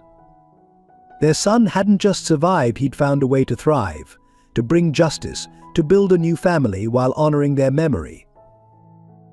The day after Charles stabilized, the truth exploded across every news outlet in the city. Lancaster heir's 20-year reign of terror exposed screamed the headlines. Police evidence photos showed the hidden camera in Franklin's study, the doctored documents, the vials of poison each piece, revealing a deeper layer of calculated evil. But it was Malcolm's records that proved most damaging. The butler's meticulous documentation detailed years of manipulation, blackmail, and murder. His testimony, delivered in the hospital's conference room to avoid leaving Charles, painted a picture that left even hardened detectives shaken. The night of the Foster fire, Malcolm recounted, his voice steady but his hands trembling. Franklin ensured all security cameras in the area were disabled. He had already purchased the surrounding properties through shell companies. The Foster house was the last piece he needed. Logan sat beside Charles's bed, listening as the man described his parents' last moments. Mr. Foster discovered something in the property records, irregularities that pointed to Franklin's scheme. He tried to warn others. That's when Franklin decided they had to go. Hazel, who had come to give her own statement, broke down completely. "I saw him leaving their garden that night," she admitted, avoiding Logan's gaze. He threatened Zoe, said if I ever spoke up, my daughter would suffer the same fate. "I was a coward. I chose my child's safety over justice for yours." The room fell silent. Logan felt Charles's hand squeeze his shoulder, grounding him as the truth of his parents' death finally emerged from the shadows of suspicion and lies. "But why Elizabeth and Sarah?" someone asked. "Why kill your own family?" Malcolm's answer chilled the room. Mrs. Elizabeth had discovered Franklin's earliest schemes: property fraud, insurance scams. Miss Sarah, she witnessed him tampering with the car. They had to be eliminated before they could expose him.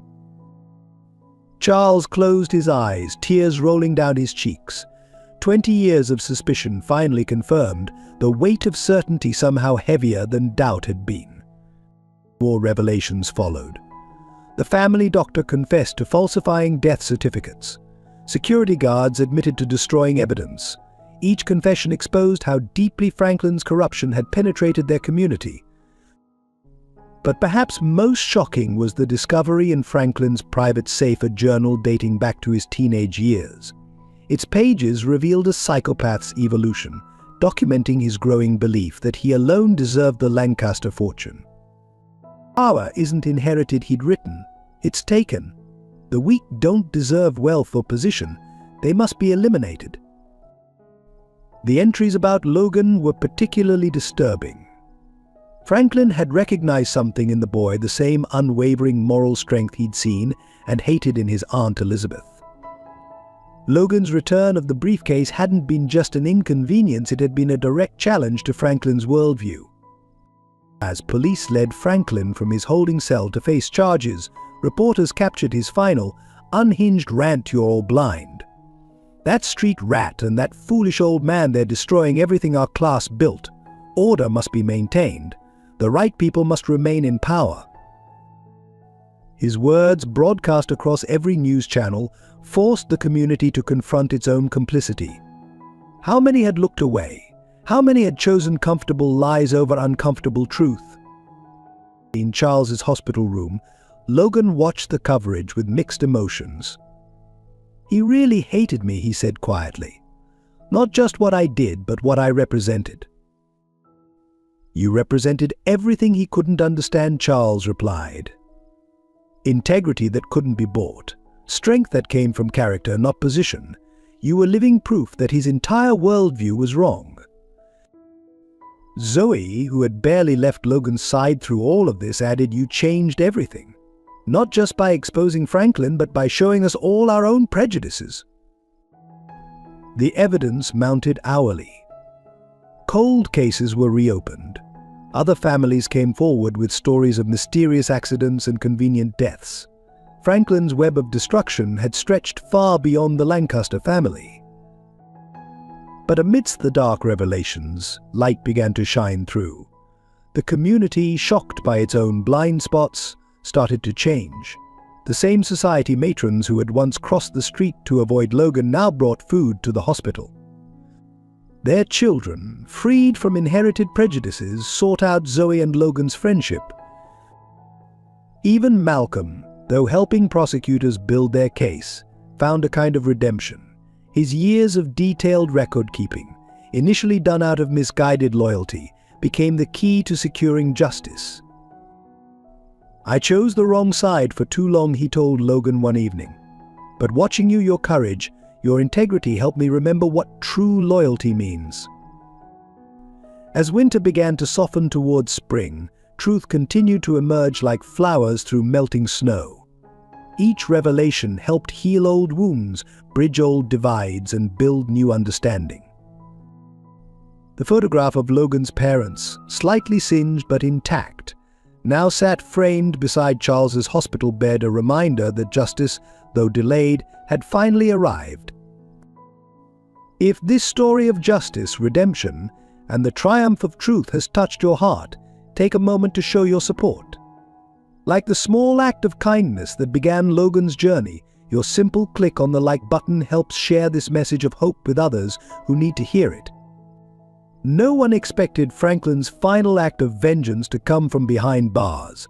3 weeks after his arrest, as Charles was preparing to return home from the hospital, the carefully orchestrated facade is shattered. It began with a simple envelope, delivered to the mansion by Franklin's lawyer. Inside was a single sheet of paper, a property deed Logan instantly recognized. It was for his old family home, the one that had burned. But it was what was scribbled in the margins that made his blood run cold. Some fires never really go out. Within hours, reports started flooding in. Small fires were breaking out across the city, targeting properties connected to the Lancaster estate. Franklin's hidden network, activated by some pre-arranged signal, was executing one final plan. "He's trying to burn everything," Malcolm realized, rushing through the mansion with armfuls of documents. All the evidence, all the properties, everything that could testify against him.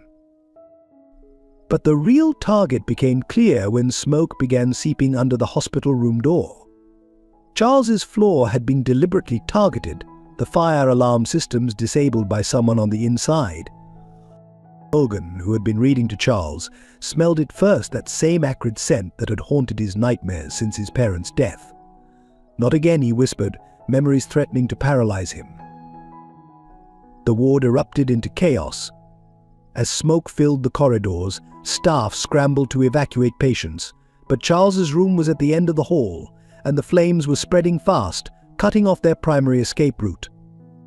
Malcolm, who had been delivering evening tea, took charge. "The service elevator," he said, urgency breaking through his usual composure. "If we can reach it." But as they tried to move Charles's bed, a burning beam crashed down in the corridor, blocking their path.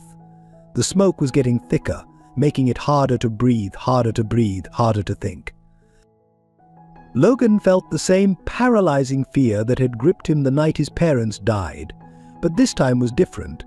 This time he wasn't a helpless child. The window washing platform, he coughed out. I saw it earlier today. If we can reach it. Malcolm nodded grimly. It's our only chance. But someone will have to climb out first, secure the platform. I'll go, Logan said, already moving toward the window. The icy winter air hit him as he pushed it open, carrying with it memories of another winter night, another impossible choice. Logan, no, Charles reached for him. I can't lose you too. But Logan was already on the ledge, inching his way toward the platform controls. Behind him, he could hear the fire growing hungrier, greedier. The wind whipped around him, 13 stories above the ground, as he fought to keep his balance. Just as his fingers grasped the platform's safety rail, he heard Malcolm's shout of warning. One of Franklin's men, disguised as hospital staff, had appeared in the doorway, something metallic glinting in his hand. What happened next seemed to unfold in slow motion. Malcolm, proper Malcolm, who had spent decades serving others, launched himself at the attacker. There was a brief struggle, a flash of metal, a cry of pain. Get them out, Malcolm's voice carried over the roar of the flames. Now? Logan watched helplessly as Malcolm, bleeding but determined, held the attacker back, giving them the precious minutes needed to secure the platform and begin Charles's careful transfer. The last thing Logan saw, as they began their slow descent, was Malcolm standing guard at the door, his butler's posture perfect even as smoke swirled around him. Their eyes met briefly, and Malcolm gave a small, dignified nod, his final act of service. As emergency vehicles converged below and the winter night lit up with flashing lights, Logan held tight to Charles, both of them watching as flames engulfed the floor they'd just escaped. Franklin's final attempt to destroy them had instead revealed the true meaning of loyalty and sacrifice. The fires divided Evergreen Heights more deeply than ever before.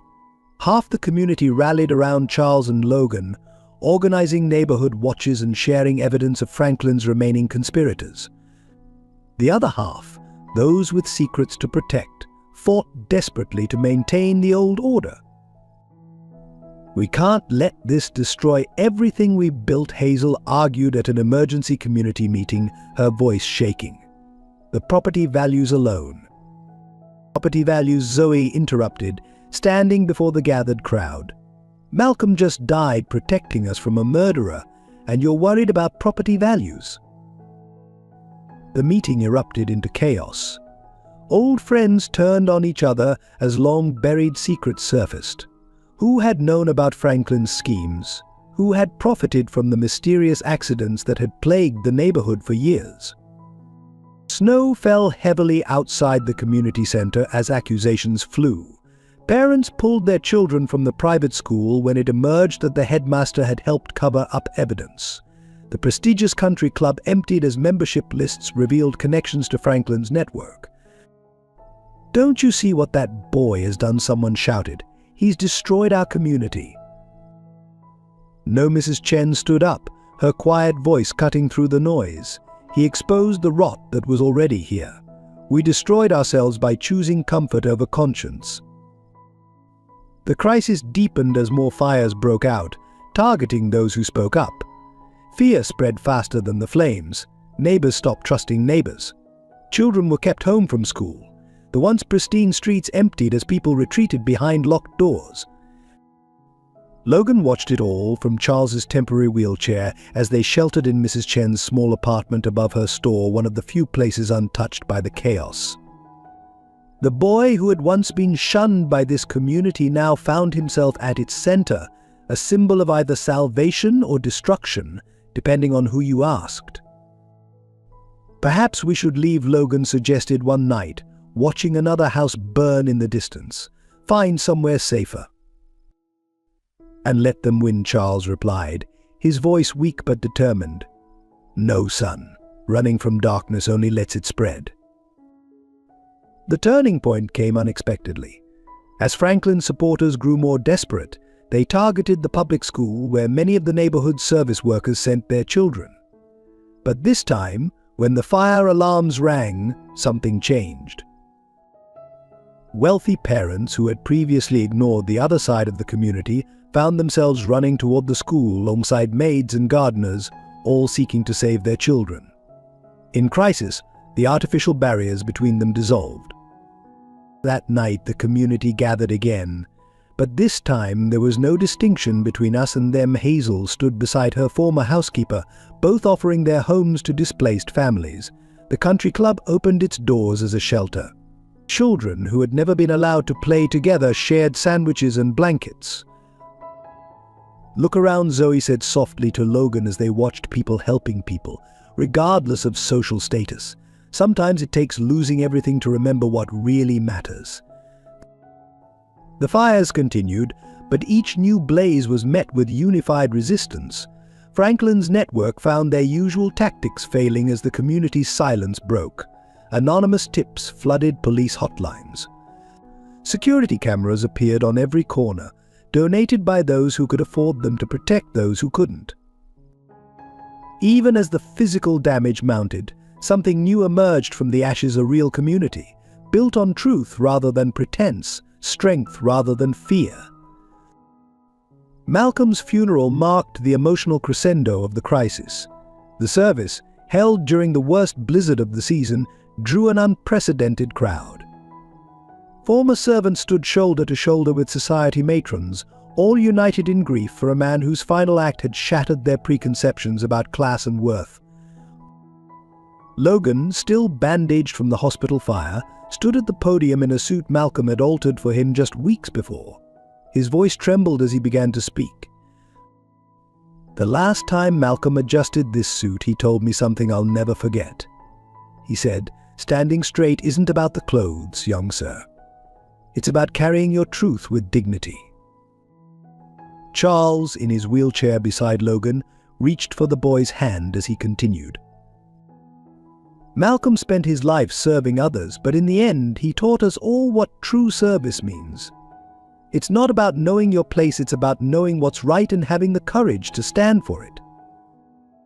The gathered crowd wept openly as Logan placed Malcolm's meticulously kept notebook on the coffin, the evidence that had brought down Franklin's empire, finally returning to its keeper. In the back of the church, several of Franklin's former conspirators turned themselves in to the waiting police, broken by the weight of witnessing such raw honesty and sacrifice. After the service, as the blizzard intensified, people found themselves stranded at the church. What could have been a tense situation instead became a moment of profound connection. The kitchen staff, many of whom had worked under Malcolm, began serving tea exactly as he would have done. He would have hated the chaos. One maid smiled through tears, but loved seeing everyone finally acting as equals. The storm forced them all to stay through the night. Children fell asleep on velvet pews, while parents who had never spoken now shared blankets and stories. Hazel Thompson found herself serving soup alongside her former servants. The barriers Malcolm had navigated his entire life dissolved in the face of shared grief and humanity. As midnight approached, Logan found himself alone in the church's small office, looking at his parents' photograph. Charles wheeled in quietly behind him. "I keep thinking," Logan whispered, "about all the people who died because of Franklin's greed. My parents, your family, now Malcolm. When does it stop hurting?"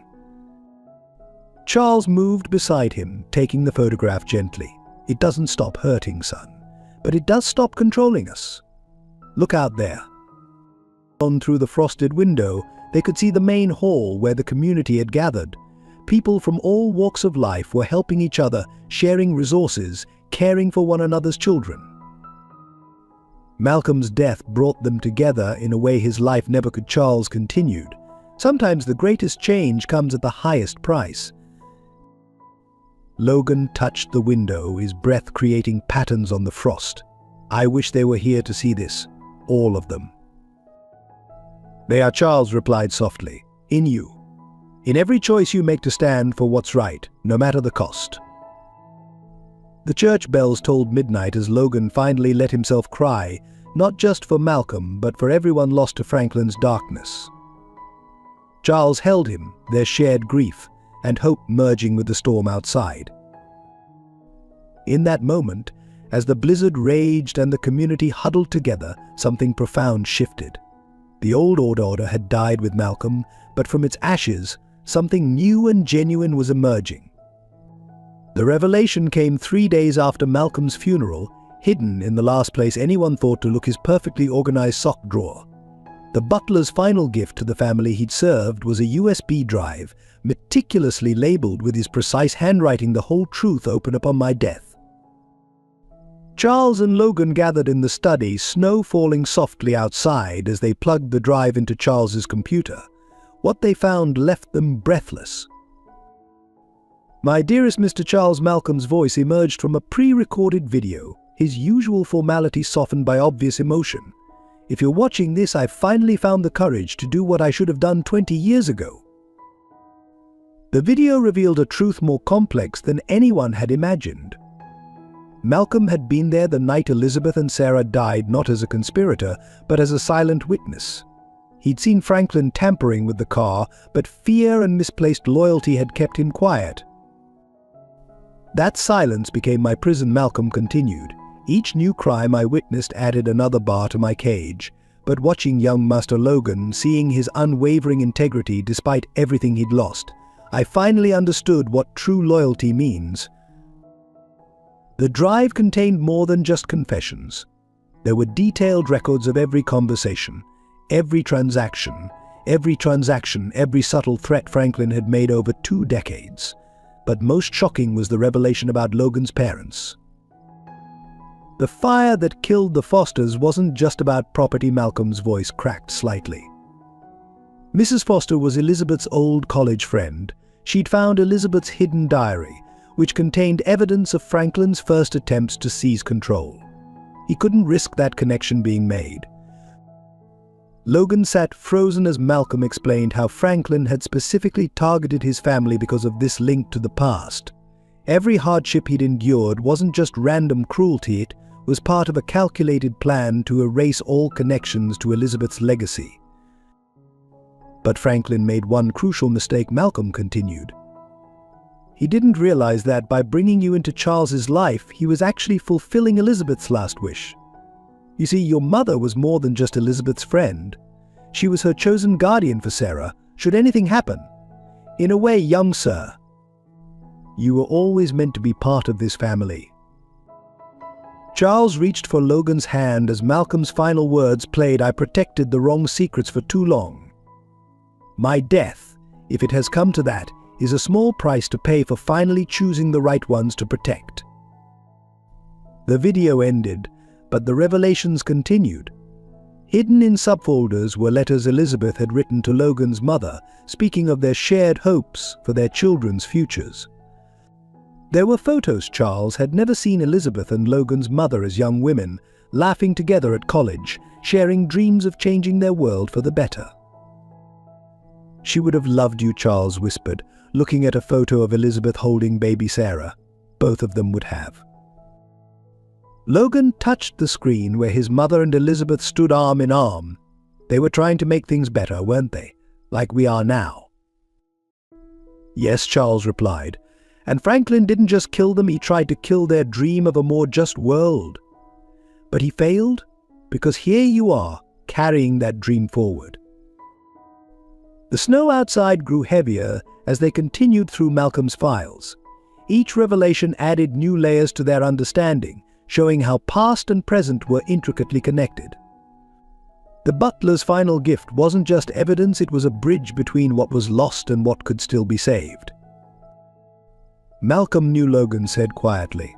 He knew all along that bringing me here wasn't just chance, it was justice finding its way home. Charles finished, even if it took 20 years and more sacrifice than anyone should have to bear. Franklin's trial became a watershed moment for the community. The courthouse, usually a monument to privileged influence, filled with people from all walks of life as Malcolm's evidence was presented. Logan testified first, standing tall in the suit Malcolm had altered, his voice clear despite the emotion. I used to think justice was impossible for people like me. That money and power would always win. But Malcolm showed us that truth doesn't care about bank accounts or social status. The prosecution presented Malcolm's meticulously organized evidence. Each file, each recording, each carefully noted observation built an irrefutable case. Franklin's composed facade cracked as his empire of lies crumbled around him. But the most damning testimony came from an unexpected source. Hazel Thompson, her usual polish replaced by raw honesty, took the stand. "We were all complicit," she declared, her voice carrying through the hushed courtroom. "Every time we looked away, every time we chose our comfort over someone else's justice, we helped build Franklin's power. I won't look away anymore." One by one, former conspirators stepped forward. The family doctor admitted to falsifying death certificates. Security guards confessed to destroying evidence. Each testimony revealed how privilege had been weaponized against the vulnerable. Franklin's breakdown, when it came, was spectacular. As the jury delivered their guilty verdict, he launched into a tirade that revealed his true nature. "You fools," he screamed. "Without people like me keeping order, maintaining standards, what's left? You're destroying civilization itself." No Charles responded, his quiet voice cutting through Franklin's hysteria. "We're finally building one worth having." The sentences were handed down: multiple life terms for Franklin, various punishments for his conspirators. But perhaps the truest justice came in the changes that followed. The Lancaster Foundation, under Charles and Logan's guidance, established a legal fund for victims of privilege-based discrimination. The mansion's East Wing became a community center where children from all backgrounds could learn and play together. Zoe, inspired by the events, started a youth advocacy group. "We can't change the past," she told the first meeting, "but we can make sure the future is different." Even the police department underwent reform, with new protocols established to ensure wealth couldn't influence investigations. The detective who had dismissed Logan's case years ago publicly apologized, then resigned. The media dubbed it the Lancaster Revolution, but to those involved, it was simply truth finally outweighing pretense. Former servants sat on community boards alongside their previous employers. Social events became genuine celebrations rather than exercises in exclusion. Most importantly, the conspiracy of silence that had protected privilege was broken. People began speaking openly about class prejudice, about systemic injustice, about the small daily cruelties they'd either endured or inflicted. At Franklin's sentencing, Logan placed his parents' photograph on the prosecutor's table, a reminder of where the path to justice had begun. The judge, looking at the happy family in the picture, delivered a statement that would be quoted for years. The greatest crime in this case wasn't just murder or fraud. It was the attempt to destroy the human spirit's capacity for goodness. But that spirit, as demonstrated by a homeless boy's honesty and a butler's ultimate courage, proved unbreakable. Charles, watching from his wheelchair, saw tears in Logan's eyes as the judge continued. This court sentences the defendant not just to prison, but to witness the dismantling of everything he sought to preserve, a world where worth was measured by wealth, and power meant never facing consequences. As they left the courthouse that day, snow began falling again, not the harsh blizzards of winter, but the gentle flakes of early spring, promising renewal and growth. On the anniversary of Malcolm's death, Charles and Logan stood in the mansion's newly renovated garden. A simple granite memorial bore the butler's name, along with the words he'd lived by: "Dignity serves truth." The garden itself had been transformed. Where once manicured lawns had symbolized exclusivity, now community vegetable plots flourished.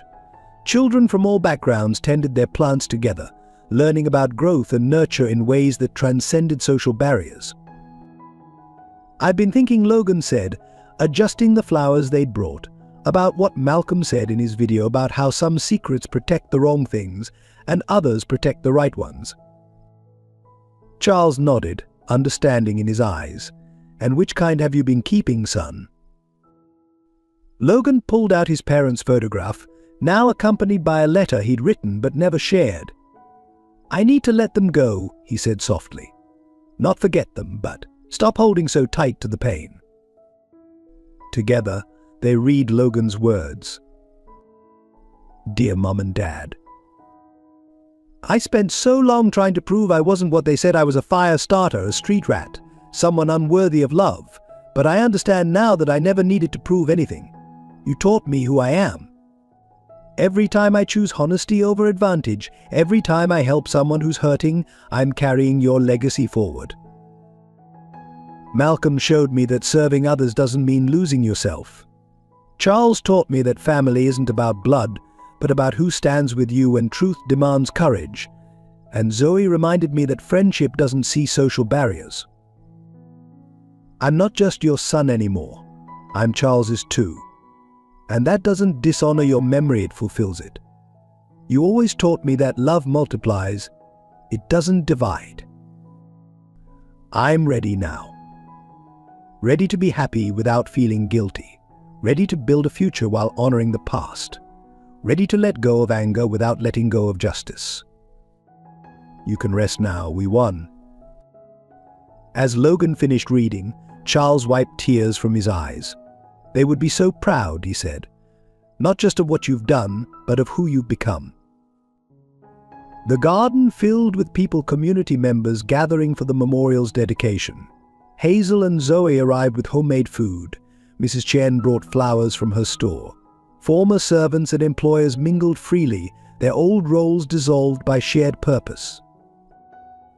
"Look at what grew from all that pain," Zoe observed, taking Logan's hand. Malcolm would have loved seeing this. Charles addressed the gathered crowd, his voice strong despite his age. "Malcolm taught us that true service isn't about maintaining barriers, it's about breaking them down. Every child who plays in this garden, every meal shared across old divides, every moment of genuine connection honors his sacrifice." As twilight settled, lanterns lit the garden paths. Someone started singing an old song about hope and renewal. Others joined in, voices blending regardless of background or status. Logan placed his letter beneath the memorial, weighing it down with a small stone. The photograph he kept no longer as a talisman of grief, but as a celebration of love's endurance. "Ready to go in?" Charles asked as the crowd began to disperse. "In a minute," Logan replied, watching the last rays of sun paint the sky. "I just want to remember this moment, how it feels when healing actually happens." Above them, the first stars appeared, twinkling like Malcolm's secret messages of truth, finally delivered. The spring air carried the scent of new growth, of possibilities, of change that had been paid for dearly but would bear fruit for generations to come. The Lancaster Children's Center opened its doors on the first day of spring, exactly 1 year after the trial. The imposing mansion that had once symbolized exclusivity now welcomed children from all backgrounds, its gates permanently open, its gardens alive with laughter. Logan, now officially Logan Lancaster Foster, stood beside Charles at the ribbon-cutting ceremony. The crowd that gathered represented the community's transformation, former servants, children playing with those who had once shunned them, elderly society matrons teaching cooking classes alongside Mrs. Chen. "When I returned that briefcase," Logan addressed the gathering, his voice steady and sure. "I never imagined it would lead to this. But looking back, maybe that small act of honesty was like planting a seed, one that needed both light and darkness to grow." Charles, his health improved but still in his wheelchair, squeezed Logan's hand as they unveiled the center's mission statement, carved in marble. "In memory of those who died seeking truth. In honor of those who live serving it. We build a future where every child has value and every voice has power." The center wasn't just a charity, it was a revolution in how community support could work. Children from wealthy families tutored those who couldn't afford extra help. Those who had known poverty taught survival skills and resilience. Every lesson was an exchange, every interaction a chance to break down old barriers. Zoe, who had become the center's youth coordinator, led tours through the facility. "Here's our library," she explained, showing off shelves filled with donated books. But it's not just for reading, it's where we teach children about Malcolm's kind of record keeping, about the importance of documenting truth. The old servants' quarters had been transformed into art studios, where children learned to express their stories through painting, sculpture, and writing. Logan's parents' photograph hung in a place of honor, alongside pictures of Elizabeth, Sarah, and Malcolm, reminders of the cost of truth and the power of legacy. In the kitchen, where Malcolm had once maintained rigid hierarchies, cooking classes now brought families together. Hazel Thompson, reformed and dedicated to change, taught alongside her former housekeeper, showing children that good food and friendship knew no class boundaries. Malcolm would have hated the mess Charles joked, watching flour-covered children learn to bake bread. But he would have loved the purpose. The center's most innovative feature was its Truth and Reconciliation program, where community members could share their experiences of prejudice and privilege. The stories were recorded, archived, and used to teach future generations about the importance of social justice. "We're not just helping children," Logan explained to a visiting reporter. "We're changing how they see themselves and each other. Every child who walks through these doors learns two things: they have value, and they have responsibility to help others recognize their value too." As the opening day progressed, something remarkable happened. Children who would never have met under the old social order began forming friendships. Parents who would have avoided each other found common ground. The rigid boundaries that had defined their community for generations began to dissolve in the face of genuine human connection. In the garden, now named Malcolm's Grove, Logan overheard a conversation between two children, one from the wealthiest family in town, the other from the struggling side of the tracks. "My dad says your dad works for us," the wealthy child said, confused. "Maybe," the other child replied, sharing their sandwich. "But here, we work together." Charles, watching from nearby, smiled at the exchange. That, he said softly to Logan, is worth every penny of the Lancaster fortune. The day ended with a community dinner served in the Great Hall where Franklin had once plotted his schemes. Now, instead of whispered conspiracies, the room rang with honest laughter and open conversation. As twilight fell, Logan found himself back in the garden, looking at the stars appearing one by one, the same stars that had witnessed his parents' death, his years of struggle, and now this moment of triumph. 5 years after the center's opening, its impact had rippled far beyond Evergreen Heights. Other wealthy communities began adopting the Lancaster model, transforming their own symbols of exclusivity into bridges of connection. Logan, now attending law school while helping run the center, had developed a program called Truth Scholarships, funding education for children who exposed social injustice or stood up against systemic prejudice. The first recipient was a young girl who had documented wage theft at her mother's workplace. "You remind me of myself," Logan told her at the award ceremony. "But you're luckier than I was. You don't have to wait years for someone to believe you." Charles, though slowed by age, remained the center's spiritual heart. He'd converted his study, where Franklin had once made his final stand, into a mentoring space called the Truth Room. Here, children learned the importance of moral courage through storytelling and discussion. Remember, he would tell them, showing Malcolm's notebook, sometimes the greatest acts of heroism look like simple record keeping. Sometimes saving the world starts with just writing down what you see. Zoe had expanded her youth advocacy program into a national network. The children who had once been divided by wealth and status now traveled together, speaking at schools about breaking down social barriers. Their signature project was called Malcolm's Witnesses, teaching young people to document and challenge injustice in their communities. The mansion itself continued to evolve. The grand ballroom, where society parties had once reinforced class divisions, now hosted monthly community feasts where everyone cooked, served, and ate together. The former servants' quarters had become a museum chronicling the community's transformation, with Malcolm's story at its heart. Even Hazel, who had once embodied social prejudice, found new purpose teaching etiquette classes with a revolutionary twist. Manners aren't about excluding people, she would say. They're about making everyone feel valued. But perhaps the most powerful symbol of change was the new tradition that had emerged. Each winter, on the anniversary of Logan finding the briefcase, the community gathered for what they called the Truth Walk. Carrying lanterns, they would walk from the spot where Logan had made his fateful decision to the center, each person sharing a story of a time they chose truth over convenience. We're not just celebrating what changed, Logan explained at the 5th annual walk. We're reminding ourselves why it needed to change. The center's success attracted attention from social scientists and community organizers worldwide. They came to study how genuine social transformation could grow from personal tragedy and moral courage. But what they found most remarkable wasn't in any program or policy, it was in the small, daily interactions that showed how deeply things had shifted. Children from all backgrounds played together in Malcolm's Grove, their laughter a testament to innocence preserved rather than destroyed. Former adversaries served on community boards together, their old prejudices dissolved by shared purpose. The invisible lines that had once divided the neighborhood had been replaced by bridges of understanding. One evening, as Charles and Logan watched the sunset from the garden, a small girl approached them with a familiar-looking leather briefcase.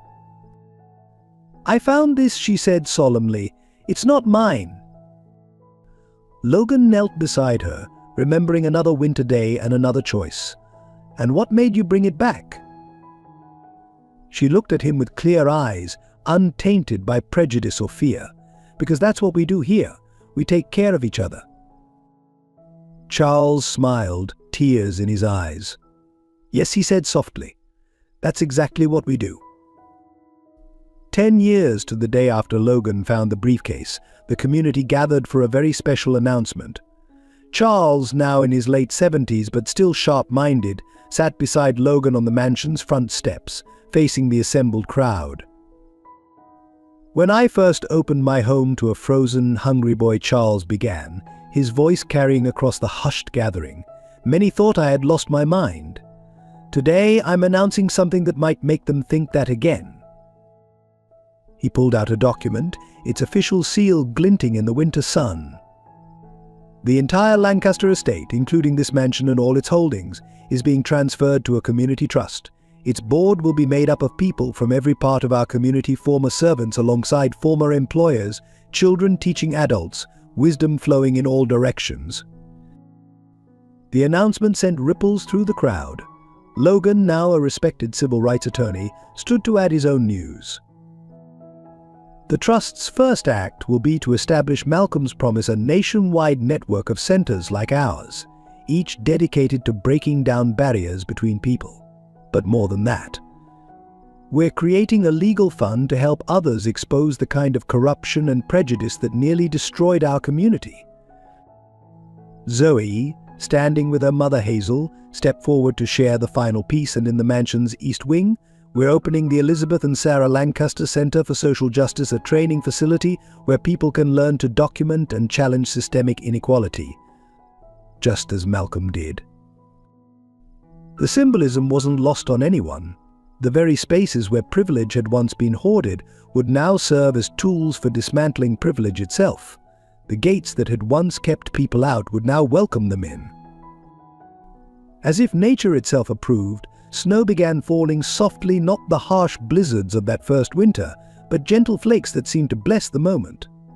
Charles reached for Logan's hand, their years of shared purpose reflected in the gesture.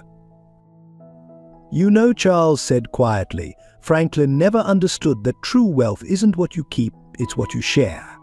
He thought he was protecting a legacy, but he was really destroying it. You, son, help me build a better one. Logan touched the photograph in his pocket, not just of his parents now, but merged with pictures of Elizabeth, Sarah, and Malcolm. A family built not by blood, but by shared values, by choices made in moments of truth. The ceremony ended with a new tradition.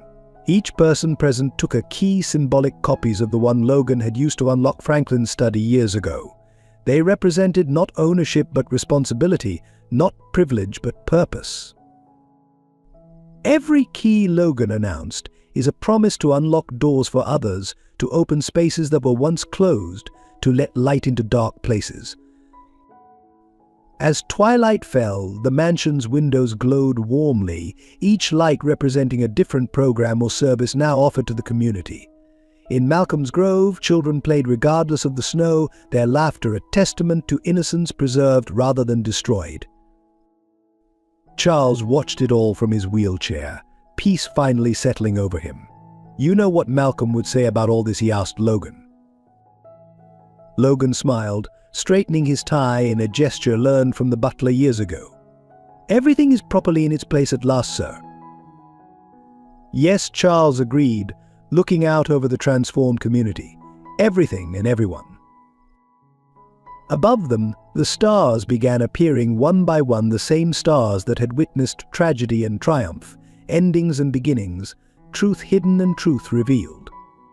But now they shone on a community transformed, on healing complete, on a future where every child could stand straight and tall, carrying their truth with dignity. The end. Click the subscribe button, give us a like, and share this powerful tale with your family and loved ones. We'd love to hear your thoughts and the lessons this story taught you in the comments below. From the depths of our hearts, our team extends our sincere gratitude to all our viewers for your continued support and dedication to our channel. Together, let's keep spreading stories that touch hearts and transform lives. Thank you for being part of our growing family of storytellers and truth seekers.